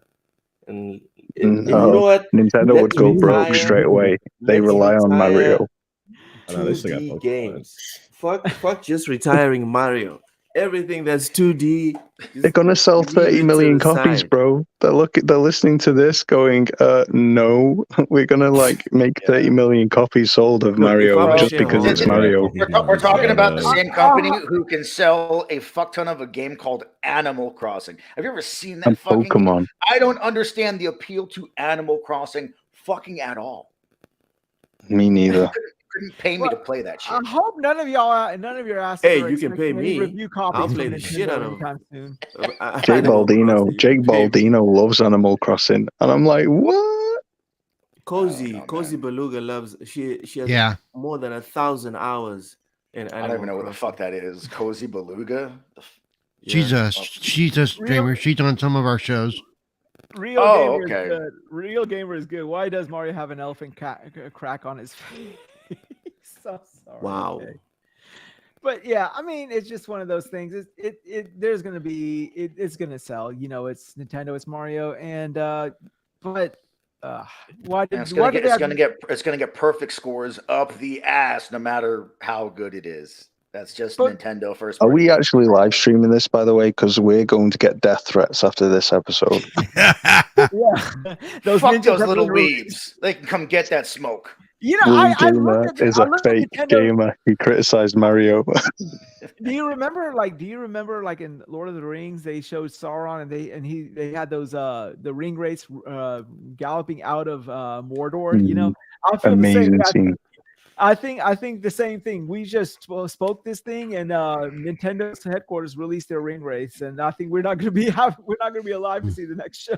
Who So- remembers Fellowship of the Ring on PS2? That was such a good game. It was. Yeah, that was a good game. That was a phenomenal game, man. I love that game. Flipping heck. All right. So anyhow, let's go on to the main topic, which I know a lot of people are gonna have a lot to Loading say field. about. Load field. Okay, here we go. Starbucks. Starbucks. There's a small indie game. I think Paul knows about it a little bit. It is made by some indie developer called what's the game called? Oh yeah, Starfield. Came out today, this week or this today actually. Well, it launched And- last night because I already have like I don't want to tell you how Today many hours I technically already have in began it. at midnight. Yeah. And yeah, these are some of the review scores, and it's kind of been all over the place, from 70 all the way up to a perfect 100. And Metacritic score sits at, I think right now it's sitting at 88. OpenCritic is 87. Well, it's I've 88 watched- for PC, 87 for Xbox. which I've never. Well, It's because I've never- different reviewers for it's like we've had this conversation before. It's dumb, but it is what it is. Yeah, I mean it is, but anyhow, long story short with this, I've been watching a lot of different takes on the reviews of this Same. game, and it's really all over the place. I mean, you got individuals like ACG who are absolutely enamored by this game, and then you've got people like GameStop, not GameStop, yeah, GameSpot. Oh, yeah. Wait, Might as well EB be Games GameStop. had some input. Yeah, GameSpot. And they totally ripped it a new one, but then gave it a 7 out of 10. So just want to open this up to the panel. Who's played it and what's y'all's first impressions? It's on my screen right now. I mean, it's okay. I mean, I'm enjoying it. Bushido ain't popping off the wall. That was his impressions. Like, Where is Bushido, by the way? I think people who played it should go first, and then everyone else can chime in because obviously someone who's played it's going to have way better, more insight than those of us who's just seen reviews. Right. So, So Paul, let's say Paul. care Yeah. to clear your take? I mean, it's a Bethesda game. It's good. I've actually run into some interesting graphical things. Nothing game killing or anything like that. And from my point of view, because I come at it also from an accessibility point of view, it has no form of like aim assist or anything like that. At least in previous games, I had things like VATS, so I could slow things up a little bit. Not here. No. Yeah, I saw a big article that was talking about how it's not anywhere near as accessible as some people would have hoped. Yeah. I'm one of those people. Yeah, sorry to hear that. Yeah, but I'm still enjoying it. But at the same time, yeah, parts of it are frustrating. Inventory management, just like any Bethesda game, is all over the place. It's like they give you so much shit, and then what do you do with it? All of a sudden you're encumbered. You can't fast travel. You can't jump. You can't do shit. And the closest place to sell crap is like 3 planets away. And I don't know about other people, but anytime I play a Bethesda game, I steal everything, and then I sit there and I'm like, even the shit that's worthless, I'm like, it's worth 2 shekels. I can't get rid of it because I need those 2 shekels Yeah, when that's I right. go back to the merchant. And That's up, so man. you It all hoard adds up. everything. Yeah, and then one of my biggest things is, and it's me. I've never been into having to craft all kinds of shit, and that part for me is overwhelming. Okay, I need to build better stuff for my ship. That's crafting. I need to improve my base. That's crafting. Which means I need to collect all this shit. You know, it's like, Other Bethesda games never really had a heavy reliance on the having to craft stuff. yeah. Well, Well, I think a lot of that started with Fallout 76. Is very heavy into crafting. Real Gamer does say something. He says he played it on his 7800 3D, and it absolutely crushes his rig with upscaling, ultra settings, and only pulling about 65 to 80 FPS. So I know you're playing it on the Series X, right? The Series X, yeah. And I gotta say, graphically and audibly, the audio is, God, it's amazing. You know, when you're near a spaceport and a ship's taking off, it sounds just like the rocket sound you hear when the rockets are blasting off, and that crackly rumble. I mean, you think you're standing underneath a rocket that's blasting off. So, I mean, that parts of it are just amazing. What about the physics? Like, for example, Fabrizzle was asking, does the encumbrance matter on low gravity planets? I don't know if you've had any experience with that. Yeah. Well, the way encumbrance matters is like if you run out of energy a lot faster. And low gravity planets are fun because you can jump stupid high and things like that.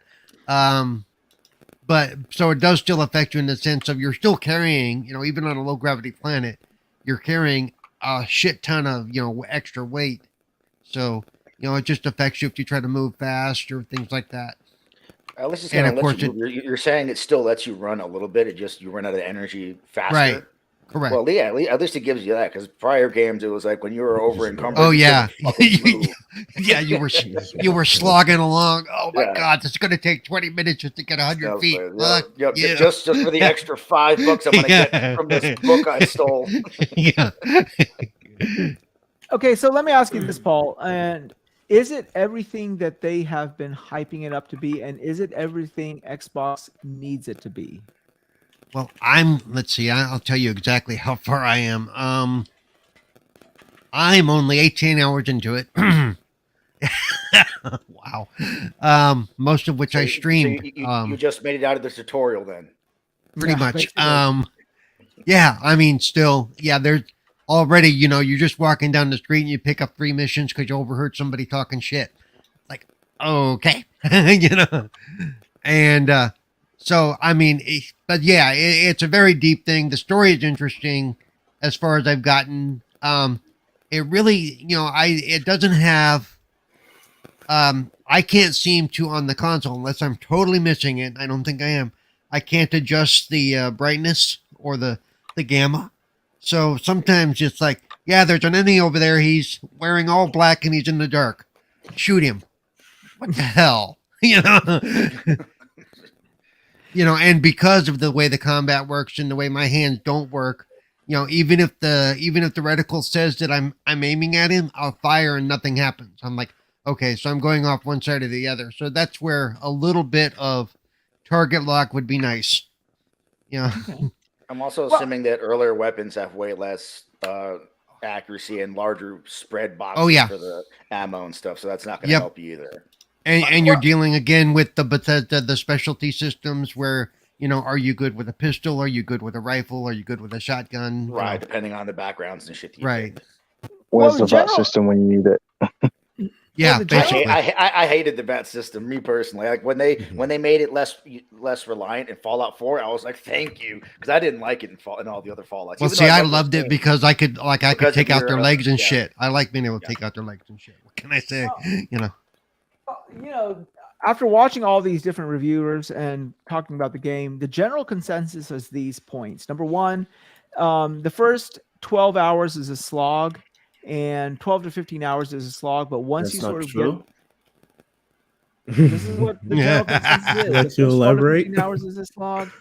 They said that, you know, it was really dry. It was hard to get going, but once it really opened, but it opened up. Once it opened up, it sort of enraptured all of every. Well, see, I disagree with that because the first little bit is setting up the stories and all that stuff. I like that part. You know, I like getting to know the characters. I like, okay, what's going on in this universe. Then again, I also like when a movie or TV show might have a slow start. People go, oh, this is boring. I'm like, but they're building up the story so you get to know the characters. That's So- all the Bethesda games. You think about Fallout Yeah. 4, you're spending all that Yeah. time inside of the vault before you leave, or Yeah. Skyrim, you're fucking stuck on a goddamn cart with a bag Yeah. over your head. You got to go through that Yeah. whole section. That's every Bethesda game. Yep. And then the other thing was that it is probably the least buggy Bethesda game that has ever been launched. This is And- true. And, It whitewashes there's Black minor Flag bugs. as well. I mean, Yeah. it still has That, bugs. that was a, still that was a, haven't that was a seen it. low, what do you call it, a hurdle to get over. Though. Yeah. God Can you damn. imagine Like if I it was said, come out the things last I'm year? seeing is like, a character is talking, you're supposed to be looking at the character, you're looking at the wall, but that has to do more with camera placement than anything. And all Bethesda games have always done that.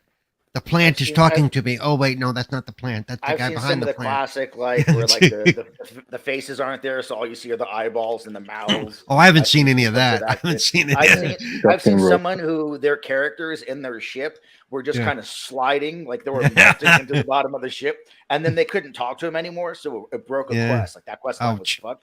But like, there's always gonna be bugs. Yep. And but Mm-mm. if it's not as, I haven't seen anything anywhere near as bad as other games, Yeah. like as far as what people are showing us, because I haven't played it. But also, I think that a lot of us, there's still a lot of people that aren't playing it yet. So we'll see what Yep. happens when. Oh there's a no, lot I'm more still people playing it. even 18 hours in and since launch last night, and I'm still getting achievements where I'm less than 1% of the gamers have hit this part. I'm like, okay. Yeah. So I'm going faster than some, All right. Well, let me bring the counterpoint here, Wooly. You had before we started the stream, you had quite a lot to say about this game. By the way, before I give it to Wooly, so far I have about 6 hours. According to Real Gamers, so far I have about 6 hours in. Other than story, it felt almost exactly like I was playing No Man's Sky. So I don't know. So Wooly, what Settle is your take on down. this? That's not Settle even. down. Yeah. I fell Well- asleep after 5 minutes of No Man's Sky. With this game, I had to fight myself to go to work. Stop it. Cut the cap.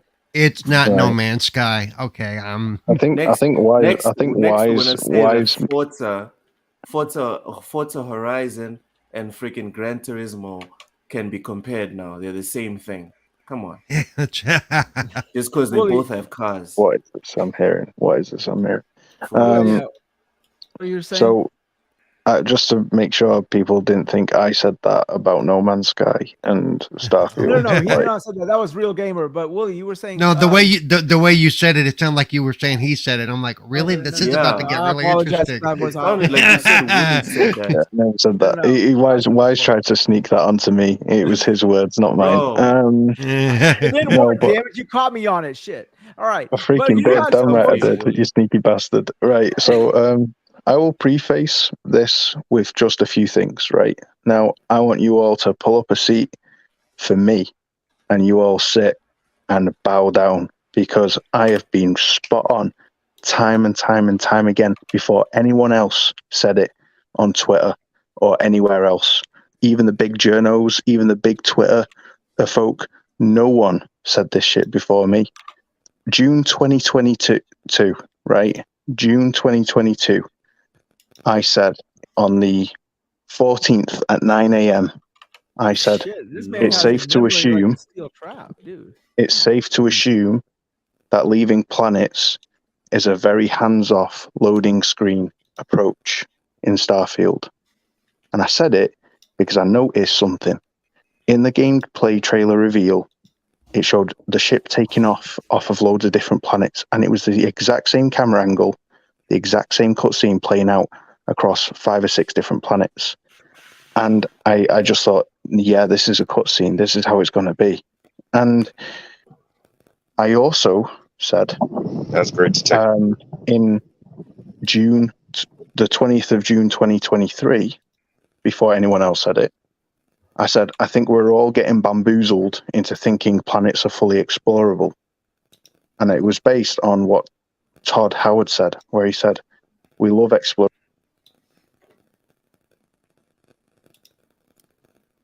Willie? I think he's having Did mic he- issues. I think he has Sorry, I'm back. I'm back. Yeah. I'm back. Todd Howard said, you usually explore differently in this game. due to its scale. That usually involves exploring areas you've landed in. And so I knew, like, from those words, something was off. And I was looking at the menus and could see the different landing zones, like a mining outpost. A mining outpost on an entire planet is like a location to land on. Like, it just seemed like if these are actually full-scale planets that we're talking about, there'd be loads of a mining outpost would be insignificant, not a significant location. And so it got to the point where I was like, yeah, okay, so that's we're being bamboozled into landing on every, like, fully exploring That one I'm not buying planets. on your part. Yeah. That Yeah. you looked at that one thing and you looked at that as a bamboozle. No, You but it have was that on that any plus game. it was that plus Yeah, Todd point Howard's point. It interest. was I that know, plus but Todd Howard. that's just a point of interest, though. It's not like that was something. No, but like it was it also showed like loads of unexplored planets with preset landing locations, like that weren't key areas, like a mining outpost. Like, it just seemed very like. Anyway, I assumed. Well, like when you look at a I planet, assumed, like when you look at a planet, right? And if we were actually in space, if you watch the show at The Expanse, you have just about the same thing. You have space stations, you have mining outposts, and that's it on the planet. So that doesn't really tip me to look at it any different. Because I'm with you to a degree. Oh, I am with you to a degree. and let the person who's playing the game let you know how that works a little bit. When you land at a mining outpost or whatever they have marked on the planet, the area that you can wander around is gigantic. Okay, it's not a small little speck. I mean, if you're walking around on foot, it'll take you a while to cross the entire area they have opened up to you. Right, but of the planets that the artists actually did everything, because you know how there's a few that they said where like the artists do everything and then there's all the rest are kind of procedurally generated. The ones that the artists actually had a hand in building, you can only land at pre-selected or predefined spots. You can't land anywhere. You pick a spot here or pick a spot there. On the planets that are procedurally generated, you can pick anywhere to land. Right. But on the ones that they actually design themselves, you can only land in the spots where they say here or there. But the spots you can those areas are really big, dude. Right, but that's fair. But we were told that we can explore full planets. Even Pete Hines said, "Venture on, Explorer. Enjoy your travels." And I concluded that planets wouldn't be fully explorable. I also concluded that way before Alana's video or anyone else kind of like was mentioning it or raising it as a concern, that you couldn't actually travel to planets in super cruise speed and orbit them and fly around from planet to planet in real time. That planets were relatively static and not intended for you to be able to travel to and from them and fly through solar systems in real time. That super cruise speed wouldn't be a thing. And I was bang on again because of the concept. Every time it showed you flying towards a planet, the planet wasn't moving and it was very brief in the trailers. What would you get out of that though? Well, that's because what would that add to the game? Have you played Elite Dangerous? Have you played No Man's Sky? Have you played Star Citizen? Even in those games, you don't, when it comes to moving around in space, you don't see a gain in distance unless you're really close to that planet. But even though, because I played a lot of No Man's Sky, I love No Man's Sky. When it comes to space and you take a realistic approach to how you want to do your space exploration, when you're moving out in space, the reason why we see how fast we're moving is because we can measure our eye towards the tree we're moving towards. So that gives us the perception of how fast we're moving. When you don't have anything to measure it by, of course it's gonna look as if you're not really moving at all. So I understood that. I understand that. Yeah, but at least in those other games, you can at least circumnavigate that planet. In this game, you're locked in a box. Right, but at the same time, there's nothing else on that planet though. Like I played No Man's Sky, and I love the game, but that's one thing that I didn't like. Like it's not that, oh wow, doing this thing is this crazy amazing thing. No, it's not that. It's just that for me, I can't speak for everybody, but for me, I thought that we were going to be able to do that, fly around the planet, pick a spot, land. I did too. Once I did we're too. on the planet, It's I the thought exact that, same reasons. I thought that I could walk and just keep walking, and eventually, if it took me 5 days, it took me 5 days. I could eventually walk completely around the planet. Not Well, that I I didn't would think I could do that though. barrier. But I No, did think, that's yeah, I did you think I can't do could that land on where I Earth. You wanted. can't do that on people Earth. think I mean, people Well, are thinking why understand is that but important? It's a video game where they said you can explore the whole planet. So I thought I Okay. could explore the whole Right. planet. So I was Even under the though, same impression. Yeah, I was too. right. So Like back to the point coming up that to invisible barrier where it's like, oh, go back to your ship and pick a new landing spot. Yeah. For me, it's a bit immersion breaking it's and not quite disjointed. the freedom of exploration that I was expecting. Because in games like Fallout and Elder Scrolls, even though it's just one map section versus Yeah. entire planets, you Right. go anywhere, bro. You pick a direction, you just Nova. go. You don't get stopped and then say, oh, you got to load the next section of the map where Yeah. it breaks all that up. Yeah, Nova. It's the fact that Todd Howard himself said, "See that planet above you, actually orbiting the planet you're on. You can go to that." The fact Yeah. that he said Yeah. those words He did. He did. shows that he knows the importance of immersion, and yet he completely bamboozled all of us. I don't know about bamboozled, but I do feel yeah, that they I did don't agree with the heavily. term bamboozled. Okay. Right. I wouldn't Well, use I the do word know bamboozled, that but I do in feel that game they construction, implied you that do have to Well, take things out. But then get this. You don't even land on planets. What you see in space aren't what you land on. You land on tiles outside of the skybox, like that are loaded in, that you land on, and those tiles are connected, like 5 or 6 at a time, and they're random. So if you plant a base right outside, what's it called? Atlas, New Atlas. If you plant a base outside of New Atlas, and that becomes a tile, right? You can't see New Atlas from your base tile. You can only see New Atlas from New Atlas, and if you're slightly outside of that border in the next tile, you can't see it. That a little bit more for me because I don't understand what you mean. Okay, so you land at New Atlas, right? But then you want to move to the next part of the planet, and you load into that, right?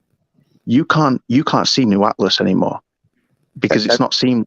Have you played? Is this from experience or is this? No, it's from multiple people, multiple sources. Wait. Yeah, You can't really necessarily. Now, listen. First of all, we've always heard this online. You shouldn't talk about the game unless you played the game. Well, have you guys? Give me a second. And I can't even because I don't do that either. If I haven't, because I've heard a lot of stuff. Let's say about Final Fantasy, which I'm still buying. I don't know if it's true. I don't want to look it up to see if it's true because I want to play the game for myself, and I don't want to spoil anything for myself. But I can't speak on what someone else had told me from their experience because I didn't experience it. I don't think it's fair to the game to be able to do that. And I've always heard that online that it's unfair to the developers, unfair to the game that you do that. And I don't think it's fair to do that either in this instance. I can say that this is partially true and not true. You can't let me. You could finish it. Yeah. I've not actually finished explaining what I was going to say. And please, by all means, debunk it if I'm talking shit, right? But if you're in the next zone and you can't see New Atlas, and if you plant a base at the very border of that zone you're in and the zone of New Atlas, it creates its own tile. And if you load into your base and walk as far as you can towards where New Atlas should be, you still can't see it because it's not a full planet that you're navigating in chunks like cohesive pieces of a puzzle all fitting together, and you're going from one puzzle piece to the next to the next to the next. No, it's all random. It's all random terrain, randomized terrain. Oh no, that's not 100% true. It is. When it comes to the terrain, it is still puzzled together. I should be. You would be able to, from where you are, from this place to the next, be able to reach there inside that zone. As far as like being able to see it, I don't know what in the next zone. I mean, from one zone to the next zone. Is that landscape in the next zone? Yeah, I don't understand necessarily what your friend's saying. because when like there's certain places in the game that you are in. Let's say you're landing zone, and then there's points of interest as you scan, right? If I go to, let's say, an outpost, and I get to that outpost, I can see the next point of interest. But if it's really far away, no, because of optics, of course. But as far as like being able to have a marker to show where it is, yeah, you have that. But Can I ask you if from your experience, bro, if you reach the border and you want to continue walking past that border. Lost. That's why I'm lost what you're saying. Like I haven't done that yet to say. Oh, you haven't done it, right? Okay. Well, I'm having people tell me.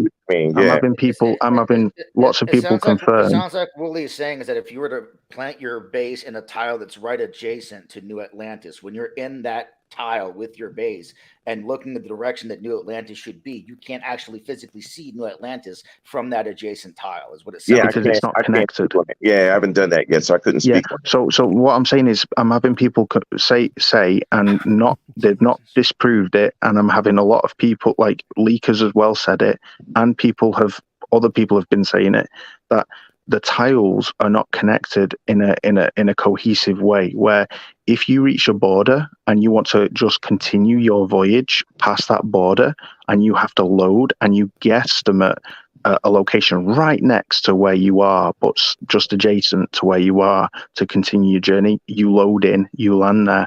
The landscape is different. It's not the same. I can't. That's oddly specific, so I will have to try it to see. Basically, all I'm asking you to do, bro, is walk in a straight line till you reach the end, looking at a landmark that you can't reach. Then try to reach that landmark in the next tile. You won't be able to. That's what I'm saying. Well, that's what your friend says, that you won't be able to. Yeah, that's what my friend says, and it's also the fact that you can't see New Atlantis from the adjacent tile. It's proof that it's not. Oh my God! Don't play the game. It's awful. It's awful. Oh, that just breaks the game. Holy shit! I mean, like I'm listening and I'm looking forward to playing it, but as I'm hearing it, I'm just like, what issue does this cause to the game, or someone just really stress testing how it works? And it's an issue. It's not an issue if you don't care about long that sense of being on a vast planet and going forward to adventure and explore. If you do care about that kind of immersion, it's very significant. It's massive because you don't feel like you're actually on a planet. You feel like you're in disconnected sections that are represented by a planet that you can see from space, but it's not actually a planet that you're on. Because if it was a planet, then you would be able to see everything and get to everything, regardless of loading screens, regardless of reaching an end zone and having to load to the next area. It would still be cohesive, and you'd be able to see New Atlas for as long as for as far as you can until you go beyond the horizon. Well, you know, it isn't really real space exploration, but as far as that's the issue. Well, it was touted as exploration. Like that's my entire point. We as adults should realize that's not, something that is real, though. It's a game. Now, listen, if you had certain things that you had to take out of the game, because we all know that happens with the game. The scale, like the God of War, the scale of the game was way bigger than what they wanted to or was able to achieve.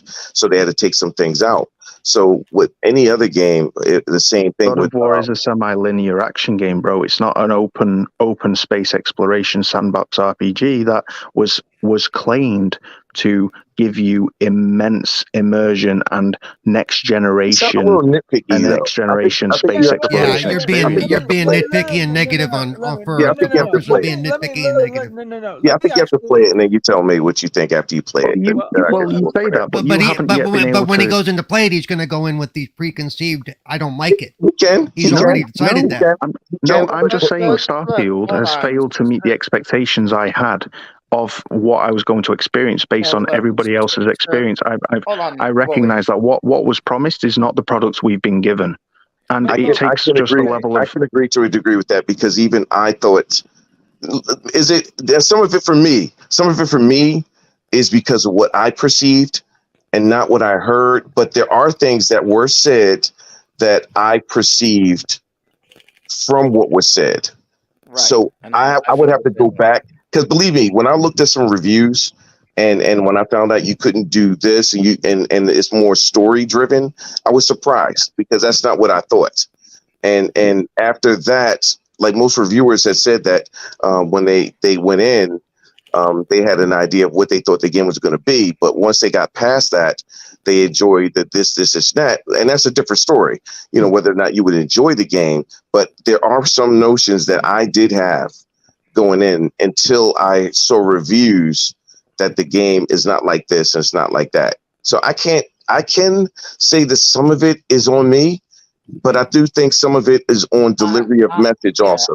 I don't think it is on you, though. I really do think it is on the way that Starfield was marketed to us, because I was of the perception that we were going to have a lot more freedom than we do, especially coming off of previous Bethesda games where freedom is one of the biggest things. It's boom, we drop you in the world and go. And the only time that there is loading is when we enter a brand new structure or cave or something, or leave that structure or cave. And then the open world is open. So I had my A, expectations based on previous Bethesda games, and B, expectations based on kind of the language and words that they themselves used in marketing us the game. Now, am I going to go into this game with a negative feeling about it because of these limitations? No, I'm going to go into Starfield, and I think overall I'm probably going to enjoy it. But at the same time, I do look at these things and think that it's not quite what I was expecting, especially in terms of the way that these tiles and things work. I mean, we tear games apart now in 2023. The second we see someone have to squeeze through the rocks in the cave to load the next section, we're like, bro, what the fuck is this shit? It's 2023. We got to squeeze through rocks. And in this game, we're having to load next sections of the map. We have to load to climb a fucking ladder. We have to load to do this, load to that. Now, is it going to make the game, make it so I hate the game or don't like the game? Not necessarily. Is it immersion breaking? Yes. Is it a little bit less than I was expecting in 2023 from this game that was, people were expecting to be this big grand thing? Yes. I think that we can look at the game for what it is and talk about how great it is for what it is and the things it's trying to do, and at the same time be critical of the things that we should be critical of, like these things. Guys, I'm really sorry. I've actually got a jump now, but Real Gamer in the chat, he basically is confirming everything that I've said. I just didn't explain it particularly well. I tried to, but what did he say? He said, let me put it up there. The planets aren't connected. The planet isn't a connected, cohesive planet. It's a group of little root skybox rooms that aren't connected to one another, that you load into adjacent rooms, and they are not connected to the room you were in. And that's what a planet is in Starfield. And with there only being 5 or 6, they're not even covering like a few dozen square kilometers. They're not real planets. You're not walking a planet. You are walking skybox rooms loaded in outside of the skybox of space that you loaded into those rooms from. And yeah, they're not connected. They're disjointed. So that's the immersion breaker for me. And that's where I was like, yeah, stuff this. I'm not getting this game until 2025 when mods make it better. But yeah, I've got to go, but it's been awesome, Wize. Thank you for having me on. I've really enjoyed speaking with Bushido as well. Bushido, sorry. You give some really great points, and you are very intellectually honest, and I really respect that from a devil's advocate side. Whoa, I appreciate what the fuck that. are we, chopped liver? I'm just giving credit where credit's due. Giving credit where credit's due. So thank you for the intellectual honesty to have a real discussion and discourse and being agreeable where you feel things are agreeable. Bushido, you're the intelligent one. I'm just a jackass. Well, that's true. But that's fine. I've been trying to tell you that for a long time. Why? You crack the jokes. Everyone else, Triple combo, Wize, Supernova, all of you guys on the panel tonight. It's been awesome. Really appreciate it. So thank you. I hope you had some fun. It's been great. I gotta go now because it's late. So have a good one, guys. Peace out. Thank you for coming out, sir. Thanks for joining. Loke, let me go to you because I've not heard it from you. You've played this game. Can you tell what is your impressions of all of this? Check it. Loke? Did he just mute himself? Can you hear me? Yes, I can hear you. Yeah. So about the scores, and all these comparisons with No Man's Sky, I think it's a lot of disingenuous conversations happening. This is not a simulation game. Bethesda has never attempted and actually accomplished a simulation game in their entire history. They're an RPG by essentials. That's what they Yes. are. They make RPGs. Yes. Is that a simulation game? No, so RPGs are not simulations. RPGs usually are Okay. running down a corridor and stuff like that. Yeah. Okay. So for me, right, in any discussion about Starfield, my mind immediately shuts down as soon as you start talking about realism. I'm out. Peace. I don't think we're asking for realism, though. Look, we're just at least to have the interconnected parts of the planet, to have it broken up in the way it is. And I don't know what the reason is for that. I don't know. Exactly. I don't know if it's because of the engine or what. But like I said, at least for me, it's going to be immersion breaking for me. Is it going to kill the overall experience? No, but it's not the experience that I assume that Starfield is going to be, again, based on previous games and the way that they marketed, the words that they used about all this like they sold exploration and freedom of exploration and what it was going to be like. And for me, having to load in new sections of the map because I've reached this invisible barrier isn't quite that freedom of exploration that they sold us on. Now, is the game massive and does all this crazy shit? Absolutely. But it's still, I think, not quite what they were selling us it was going to be. I So agree with Jim. again, I agree with so Jim. again, I think so again, hold on, Wise. Hold on. I was, Again, this goes back to the whole either it's disingenuous or it's ignorant, one of the two. Because if you're going to play a game by Naughty Dog, right, and they're using the Uncharted engine, there's certain expectations you should have. It's a sequel engine, but it's the same. It's the same bones at when we speak about the engine, right? This game is structured the exact same way the previous Bethesda games have been structured. It's broken up into pieces. Willie was talking about tiles, etc. Yeah, that's exactly how Fallout 4 is built. That's how Skyrim's built. It's just there's one big tile, and then there's hundreds and I don't know if there's thousands, but hundreds of little sub tiles built into it.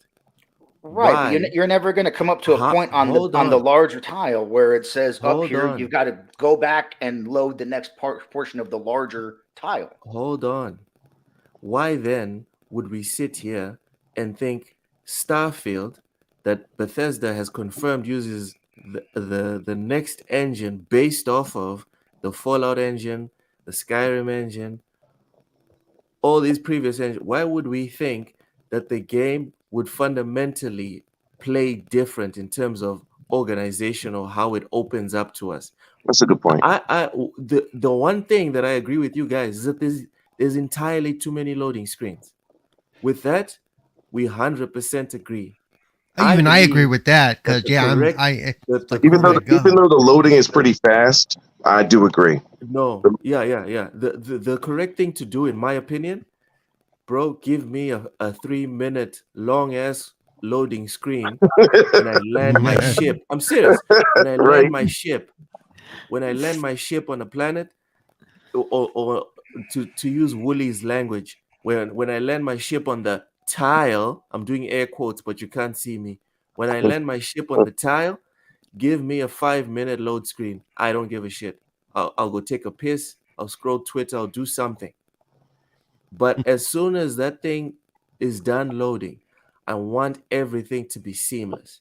Because yes, those loading screens are fast, but they kill the momentum. That's It's- the yeah, a little one bit. Yeah, it complaint does. I have about this game. Momentum.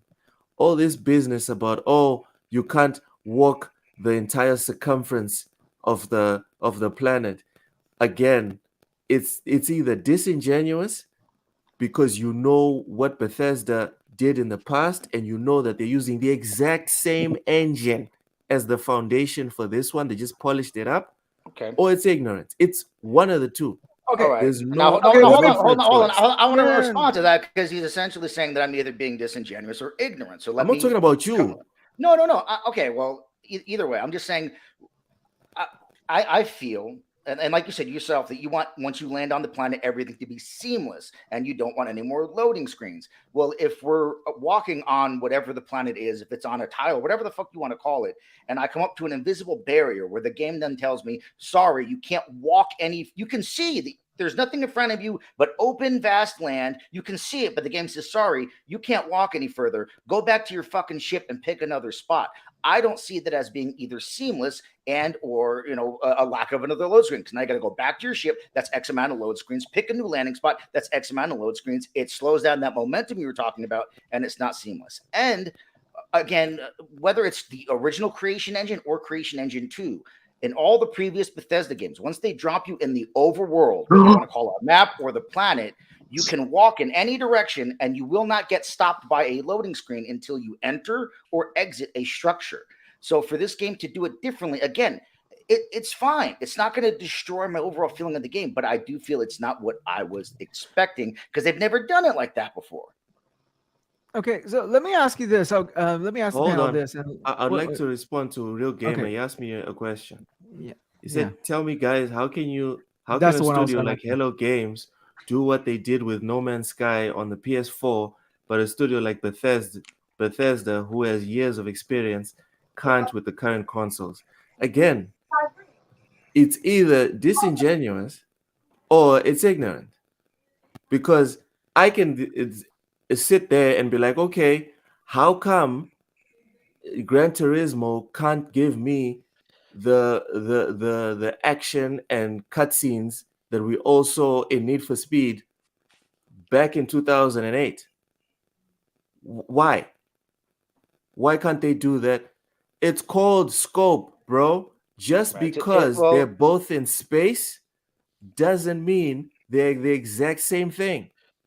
There's a reason why Baldur's Gate is so massive in terms of scope, but when you look at it, it's not as pretty as all the other stuff that has been made this year or last year or in previous years. Real Gamer's not real familiar with Bethesda games. Me and him have this conversation all the time because he looks at Starfield and he just sees No Man's Sky. And I try to explain to him that it may have similar elements, but they are not close to being the same. Bethesda games are not like No Man's Sky.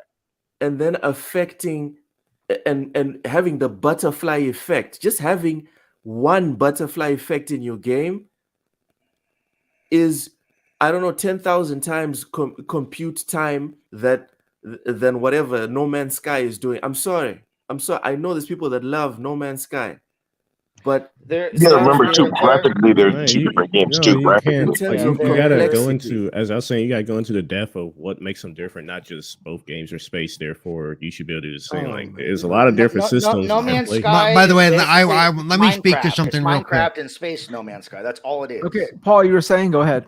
I just want to answer one thing real quick. If you are out wandering around on a planet and you get away from your ship, you don't have to walk all the way back to your ship. You can always fast travel back to your ship. Always. Unless you're encumbered, of course. That's a whole other argument. But you can always quickly get back to your ship without having to transfer your way all the way back. Well, let me say this, okay? And this is maybe my age talking here, if you will. When I look at this game, and I mean, I know you guys are coming in with preconceived notions of how vast and big it is. I think whether you talk about Faster Than Light, No Man's Sky, Star Citizen, isn't Star Citizen the damn game still in beta? And yes, it is. Yeah, and you got. I don't even understand why they brought into the conversation. I mean, I'm just putting these because it's in space. Didn't you know that all games in space are the same? Right, Didn't you know that? Yeah, I guess so. Well, I think what people are looking for is somebody to go and create let's just say a galaxy of custom content with planets and stars and star systems and fully explorable. Number one, these are made by humans who with a finite amount of time and a finite amount of memory at their disposal. You got to sort of go in and thinking, okay, well, this is still a game. This is a game that has a size that is downloadable. You can't get something that's infinite like space in something that's finite like memory. Yeah. So, I mean, my question is, okay, yeah, all this stuff, it breaks the immersions, whatever, right? But at the end of the fucking day, is it a fun game? Period. I mean, yeah, they had to cut corners. Nobody can, they can't even simulate planet Earth with their weather systems and population growth and stuff using the best of supercomputers out there. And you want a developer to simulate a freaking galaxy with multiple planets and people and all that other crap that you could fully explore to get your immersion? That's what bothers me. I mean, I think you got to sort of put blinders on. Like, you're dealing with something that's not possible even on a supercomputer right now. So to put it on an Xbox Series X or even a freaking 4090 is just asking for something that even the next right. Xbox won't be able to pull that off. The problem you have is that there are the elements that people were wanting that you do see in other games. So they're just saying, well, they did it there. Why can't they do it here? And it's not that easy. Again, the engines aren't the same. The type of games aren't the same. What they're doing isn't the same. But that's the problem that Bethesda made for themselves when they decided to make this game. I can tell you why. It's also funny. It's also funny that the same people say that will complain if it looks like another game. It's like yeah, I can tell you why the two games are different, and the reason why one can't do or isn't doing what the other isn't doing. No Man's Sky, and I played that for, like I said, a good month straight. Love that game. You don't have a story. You don't have NPCs that you have to run into on a regular basis. You don't have code where you run into this area and you run into this person that you or I or some other person wouldn't normally run into, but they're just a coincidental chance that you might run into this person here. So the code has to do this and that. You don't have the conversation structure that you have to deal with. You don't have the storylines that you have to deal with. You don't have the situations. Right. You don't have the situation. Forget about graphically, because I think people is just stuck on the graphical. That's one thing they're stuck on, one's graphical thing. And then the other part is capability. But each game, I think what happens is people just get stuck on what they're looking at, as opposed to what does one do that the other one is not doing that would take up memory. I understand that. Again, I said this is the problem that Bethesda has made for themselves by making this game. They have all these other games that are doing these other things, and they kind of sold it as being able to do certain things, or maybe implied it would do certain things. So now people are going to get their hands on this game saying, oh, this is Bethesda doing all of these things. It's Bethesda. They do things like this, and now this is their version of this. And I think that's why you're seeing scores that are kind of all over the place. And I think you're going to continue to see that going forward. Well, that's like it is what it is. Well, that's like kind of like Baldur's Gate 3. Any of y'all used to play those old tabletop D&D games, or play D&D back in the day, or still playing it now? Anyone play D&D, actual D&D? Yep. Oh yeah, lots and lots. Okay. I've been to Gary Con twice. Well, like what you can do in a tabletop D&D, can you do on Baldur's Gate 3? And that's the question. Yes. Well, no, of course you can't. No, because Baldur's Gate 3, there's so many things that you can do more than the prior Baldur's Gate, but the freedom that you have with authentic tabletop D&D and a live game master, and I can say, you can't do that. It's just not feasible. I'm sorry to say that. And I mean, it's like, okay, is it a good game? Is it a bad game? I don't know. And what's his name? Wooly was saying that I was hyperbolizing the point that they're looking for basic coherency, cohesiveness. The terrain doesn't instantly change with each barrier. Well, I see your point. Yes, I would like to be able to walk to New Atlas if I have a colony or like a spaceport there or whatever, a base that I established there.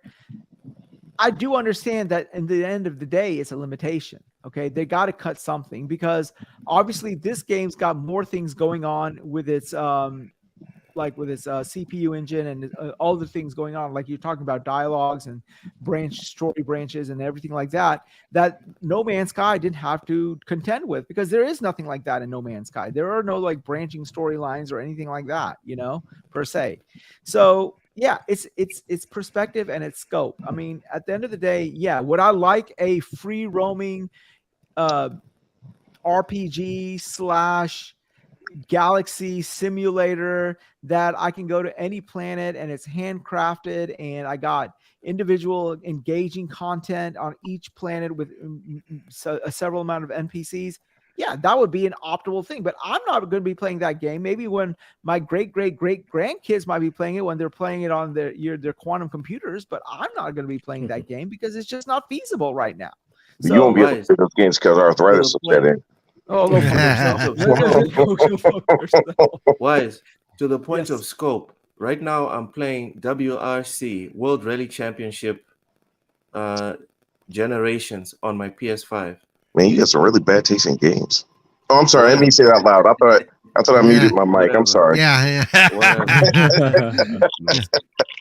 The level of detail in the sand, right? And you can see the granular sand on the car and the dust kicking up as I make the turns.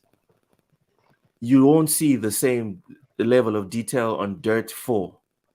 They're both rally games, but because they're doing different things, no one is sitting here talking about why is the dirt on this game more granular than the other one. Why is the dirt more dirty? Yeah. Wait, why does the fruit not explode when you shoot it? Come on. You know what? The one thing I want everyone to agree on by the end of today, please, No Man's Sky and Starfield are not playing the same game. All right?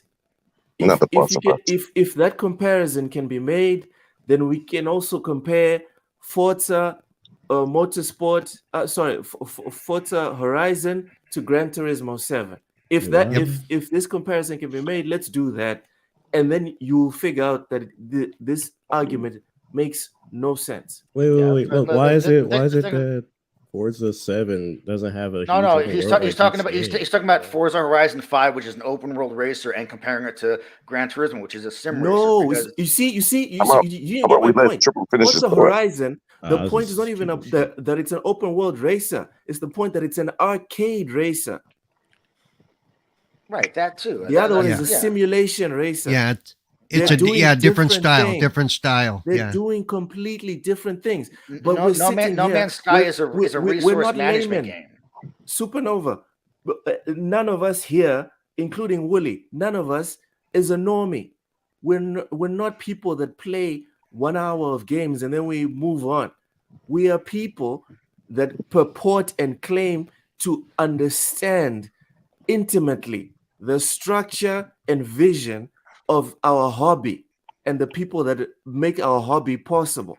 But we're sitting here we're literally comparing apples to oranges and trying to make that an intelligent argument. Yep. That's crazy. Nobody on the panel is, though. Intelligent. No,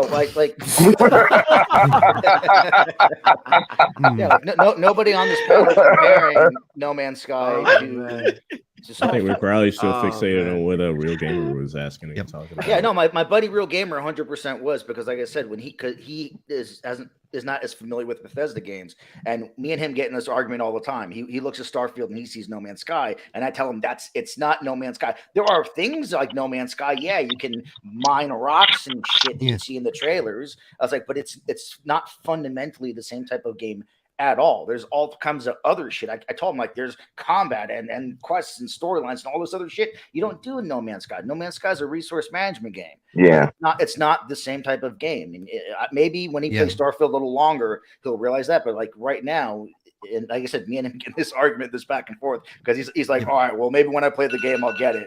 Because he just sees No Man's Sky, and I try to tell him, I think you really like it too. No Man's We Sky. get chance to play it. Well, I don't know, dude, because he couldn't get into Fallout 4, and I was like, oh, why? see, okay. okay. I love Fallout 4. I got you. Yeah, he couldn't get into it. I keep telling him, dude, go back and try it again, because like he also didn't. He's a Souls guy, And when the first time he played Sekiro, he was like, "This isn't. I don't like this," because he was a big Bloodborne guy. And it took him Wait, going he back to didn't like Sekiro. Sekiro? Hold on. It took him going back to Sekiro to then fall in love Okay. with it. But the first Okay. time he played, he was like, Okay. this isn't Okay. gelling. So I told him, dude, go back and try Fallout 4 again, because me and him play all kinds of games that I know we like together, like the Far Cry games. I'm like, dude, if you like Far Cry, you should love Fallout 4. It's like the same shit, but with all these Yeah, other it's RPG about. Yep, elements, dude. I agree. Like, I don't know how you could love Far Cry and not like Fallout 4. Give it another chance. So again, he's someone who's not coming from the obvious knowledge of Bethesda games like we have. He looks at it and he sees No Man's Sky. Gotcha. And Well, I he's understand. got an answer maybe that'll for you. change. He's got 119 platinums under his belt. So, Oh, Yeah. he platinums the fuck out of games, dude. Yeah. well, let me say this. Well, Go ahead. well, real quick, let me say something. My biggest issue, and anybody here or is Woolie's cool, but I really don't like it when people who haven't played a game base their entire opinion on, well, I got a friend who said, or I saw a video, or don't do that. But, Okay, let me say okay. this. Let me say this. But I we mean, have to you guys, defend his point. Come on, because if we can only talk about the buy the games game. we've played, right? fellas, we can never talk about Game of the Year again.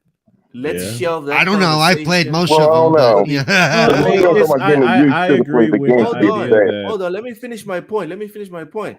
Because based off of what you're saying, right? If you cannot talk about, then you cannot rate. That means if Well, no. there's You 600,000 misunderstood. You hold on. misunderstood my If point. there's No, you misunderstood my 600,000 point. games that come out in 2023, you better have played 600,000 games. Well, you do No, need to. You do need to play the game to be able to judge. Is the Game of the Year. No, I do think No. you need to play the game to judge it. I don't think that you should be able to look at a game and be able to determine it, even with scores. What? Yeah, because listen, your game of the year might be different from my game of the year. Yeah. Like right now, my game of the year is Jedi Survivor. To some other people, it might be Hogwarts, but I haven't played Hogwarts. It's not Redfall. No. No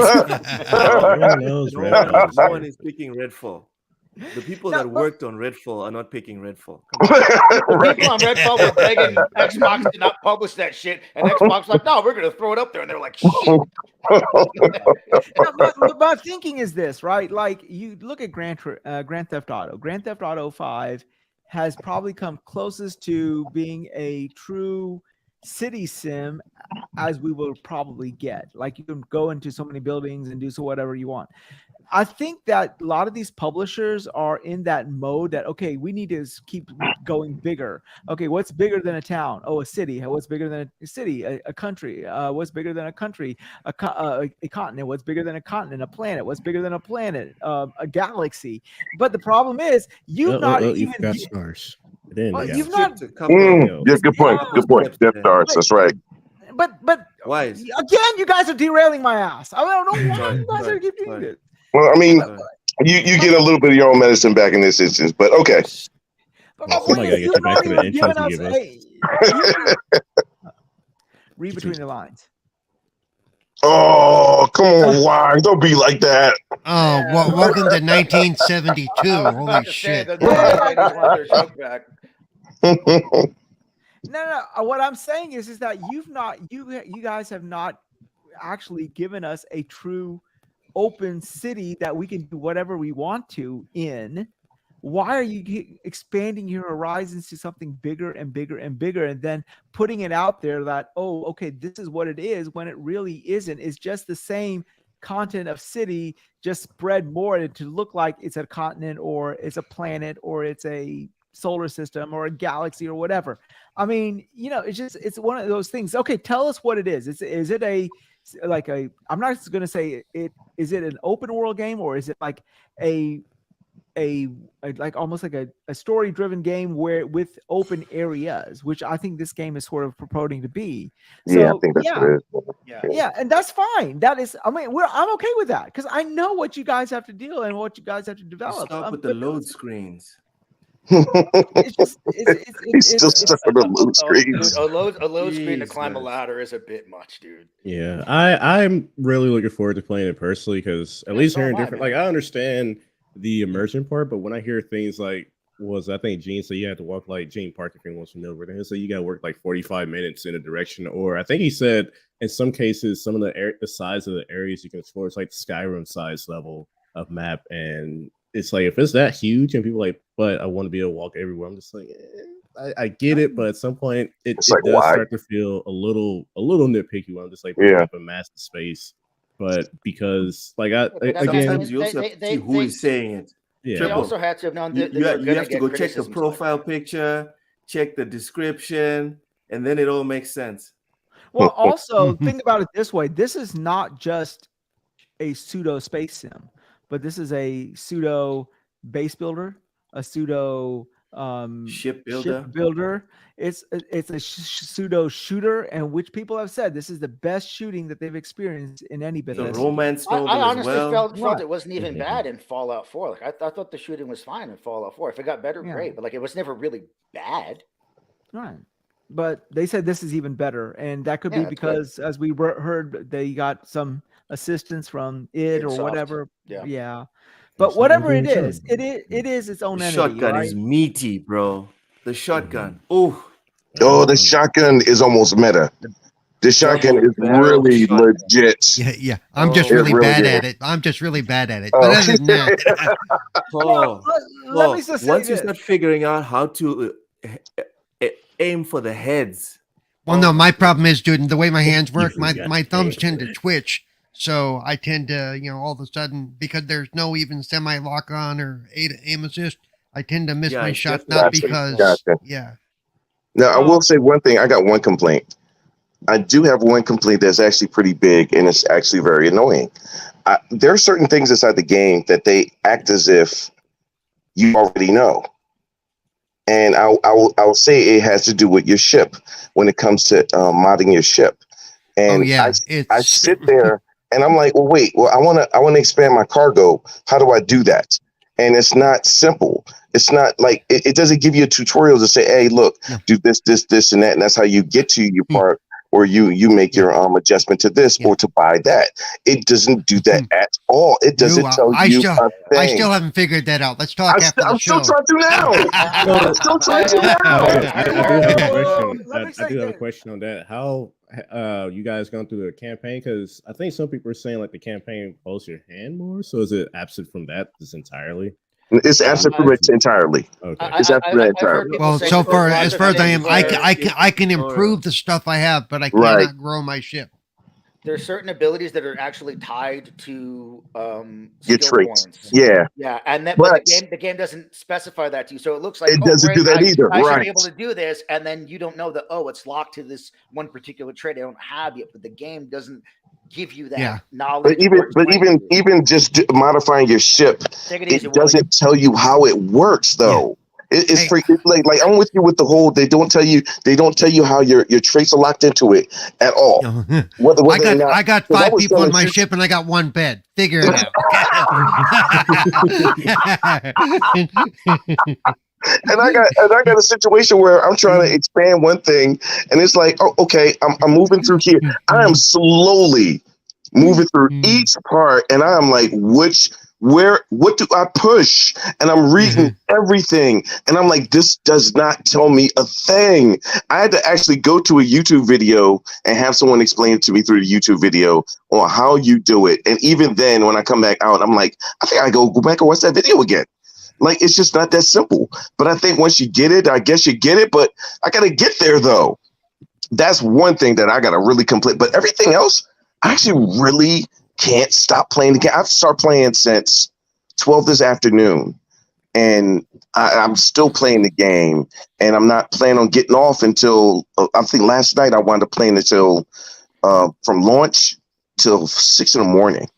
I went to sleep, woke back up. Games, man. Yeah. All my past experience with Bethesda games, man. Once they drop me in the world, I get lost doing side quests. I don't even touch the main quest. I spend hours. They tell you don't do it too. And explore, and then I'll be walking on the map, and then I see, oh shit, here's a cave just popped up. I don't want to forget to come back to this cave, so fuck. Yes. Stop at the cave while I'm here. because I Yep. don't want to see it and then forget that I didn't go in it. But And listen, then even though walk people 5 complain more about the feet. areas, it is so much to do in each area. It's like as he was saying that, I was like, you got to play the game, man. Like I didn't want to be forceful with it, but I was like, if you get into the game and you land on the planet, there are like 6 to 8 different, depends on where you are, points of interest on that planet, on that rock that you go to. And it's not just that simple as like, well, there's nothing to do here. No, it's something to do. And then, like you said, you get one thing, you're like, all right, well, I got to go to this other point of interest, which says unknown, and see what's going on over there. And something's going on over there. Man, I'm finding out what that shit is. I can't help myself. And Yeah, I can't either. I've done a lot of that too. I've done a lot of I that was so too. excited about Starfield, even before they explained what Starfield was, even before we saw a screenshot, when it was like Bethesda's doing a space game, I was like, bro, that's gonna be fucking That's all awesome. I needed. That's all I needed. Yeah. For me, the most fun for me is the exploration. Like It is. I love going into The different things. story though really stands out in this though, bro. The story really, like, it is really an like I could see why guys were giving it 9s and 10s at first, right? Because I was looking at guys who gave it 7s. So I was like, all right, I'm trying to take in it objectively, what they're saying, because they had the same view I did as far as I thought it was going to be this.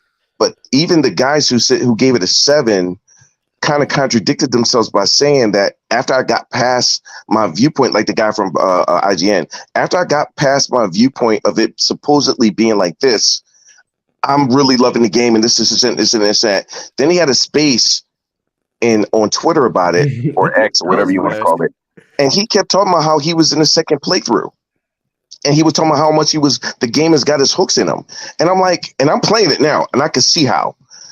And it's like you kind of contradict yourself. So I can see why people were giving it 9s and 10s, because when I looked at their reviews, they said the same thing, but they got past that. But the story is what shines. It's everything else that shines. The space combat, it's a little tough, but it is fun.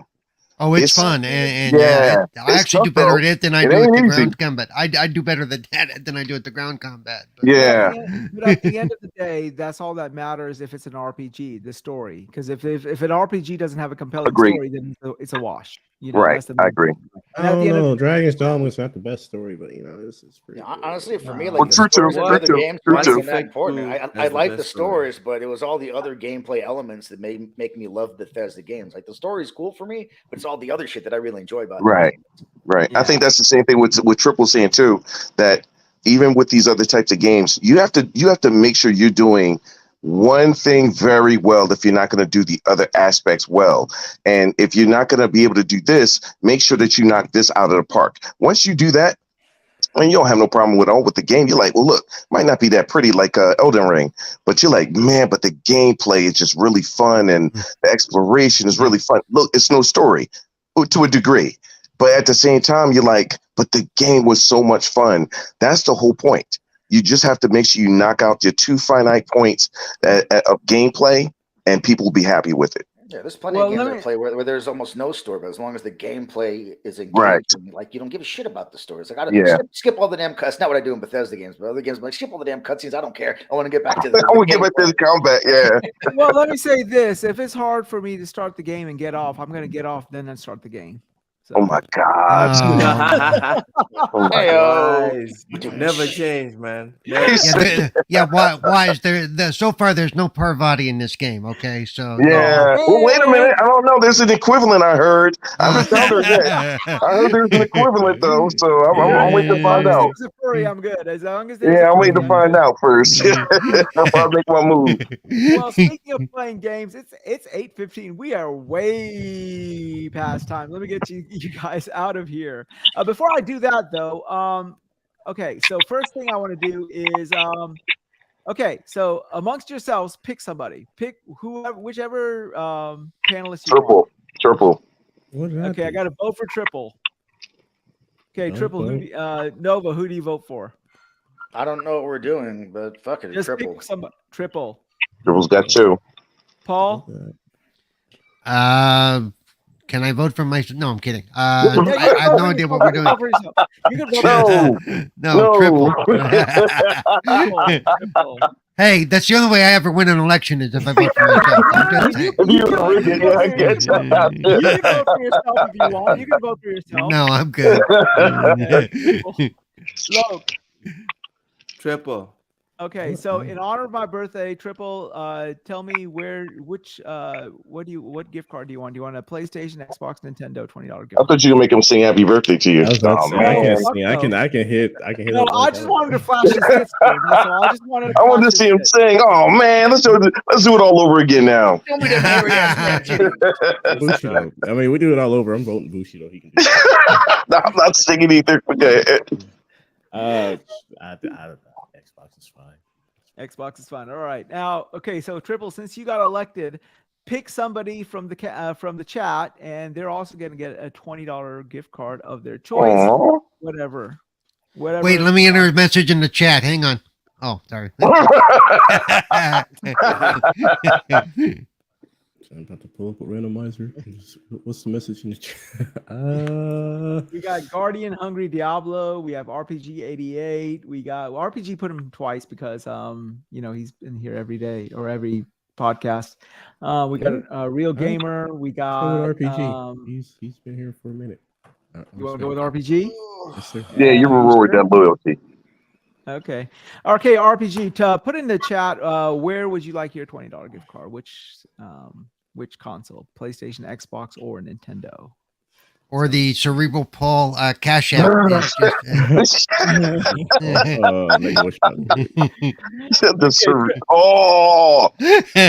you didn't hear what he just said.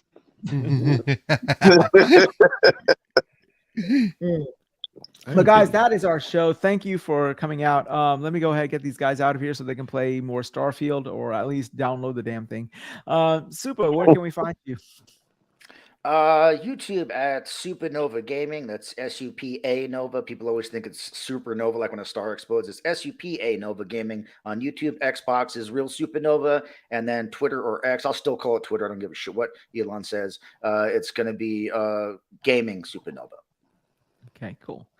Triple, where can we find you? You can find me on Planet Earth on tile A and not tile B still. But yeah, YouTube, Twitter, Twitch, I guess. Triple Club Gaming. That's it. Whenever I do upload something. Paul, where can we find you, sir? I don't know, but let me tell you right now, I'm mad at Starfield. I can't flush any of the toilets. I'm just saying. It breaks immersion. That breaks immersion. That's all I got to say. And when you're at the bottom of the planet, they should be able to go backwards. That's right.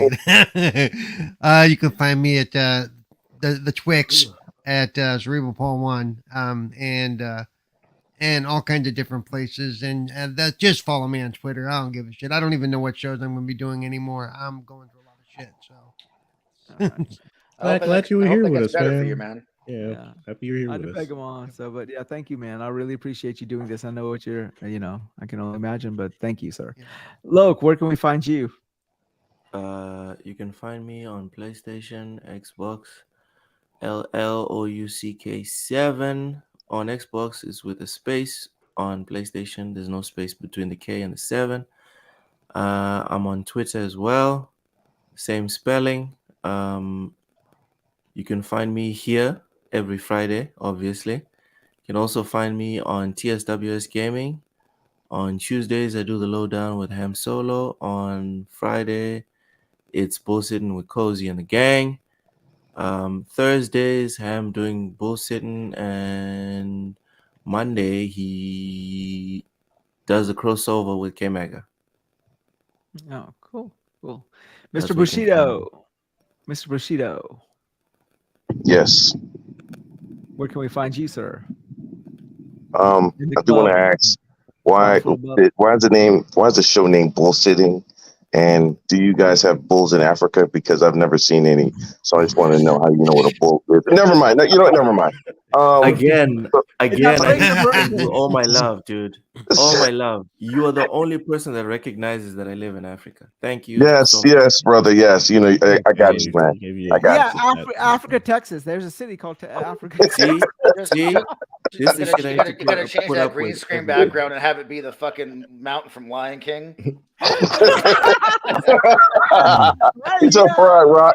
Yeah, It's a Pride Rock. Pride Rock in the background for your green screen.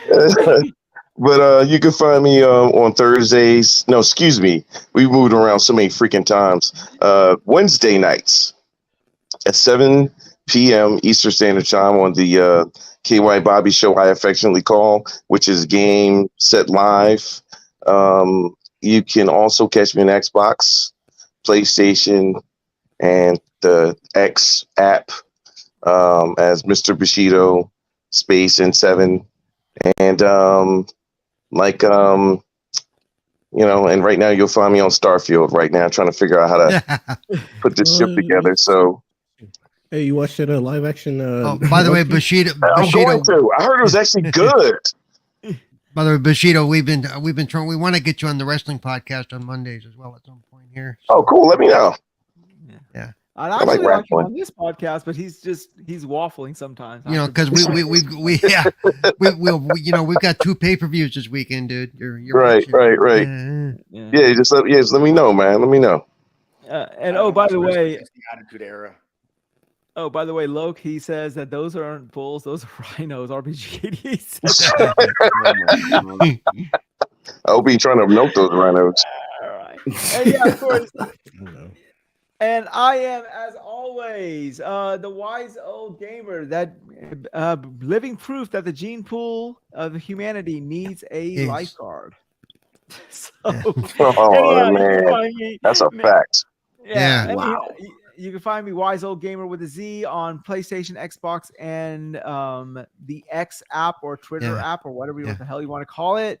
And of course, you can find Jim. He came in and he had to go, so you'll find his contacts in the description, as well as Wooly Gamers and Mooches as well.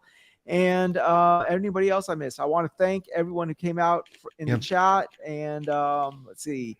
I just want. By the way, I just have to say really quick that your gene pool is in Alabama. It's not a pool. It's one of the little kiddie pools. It's a fucking puddle. It's okay. You're proof that inbreeding can create semi-high functioning beings. Yeah. Okay, before I go into depression and start having to take Zoloft, I better get going, guys. Y'all have a great night. Remember, you could be anywhere, but you've not been anywhere until you've been wasted with Wize. Yeah. I'll take you up on the offer, man. Come down, hit a bar up or something.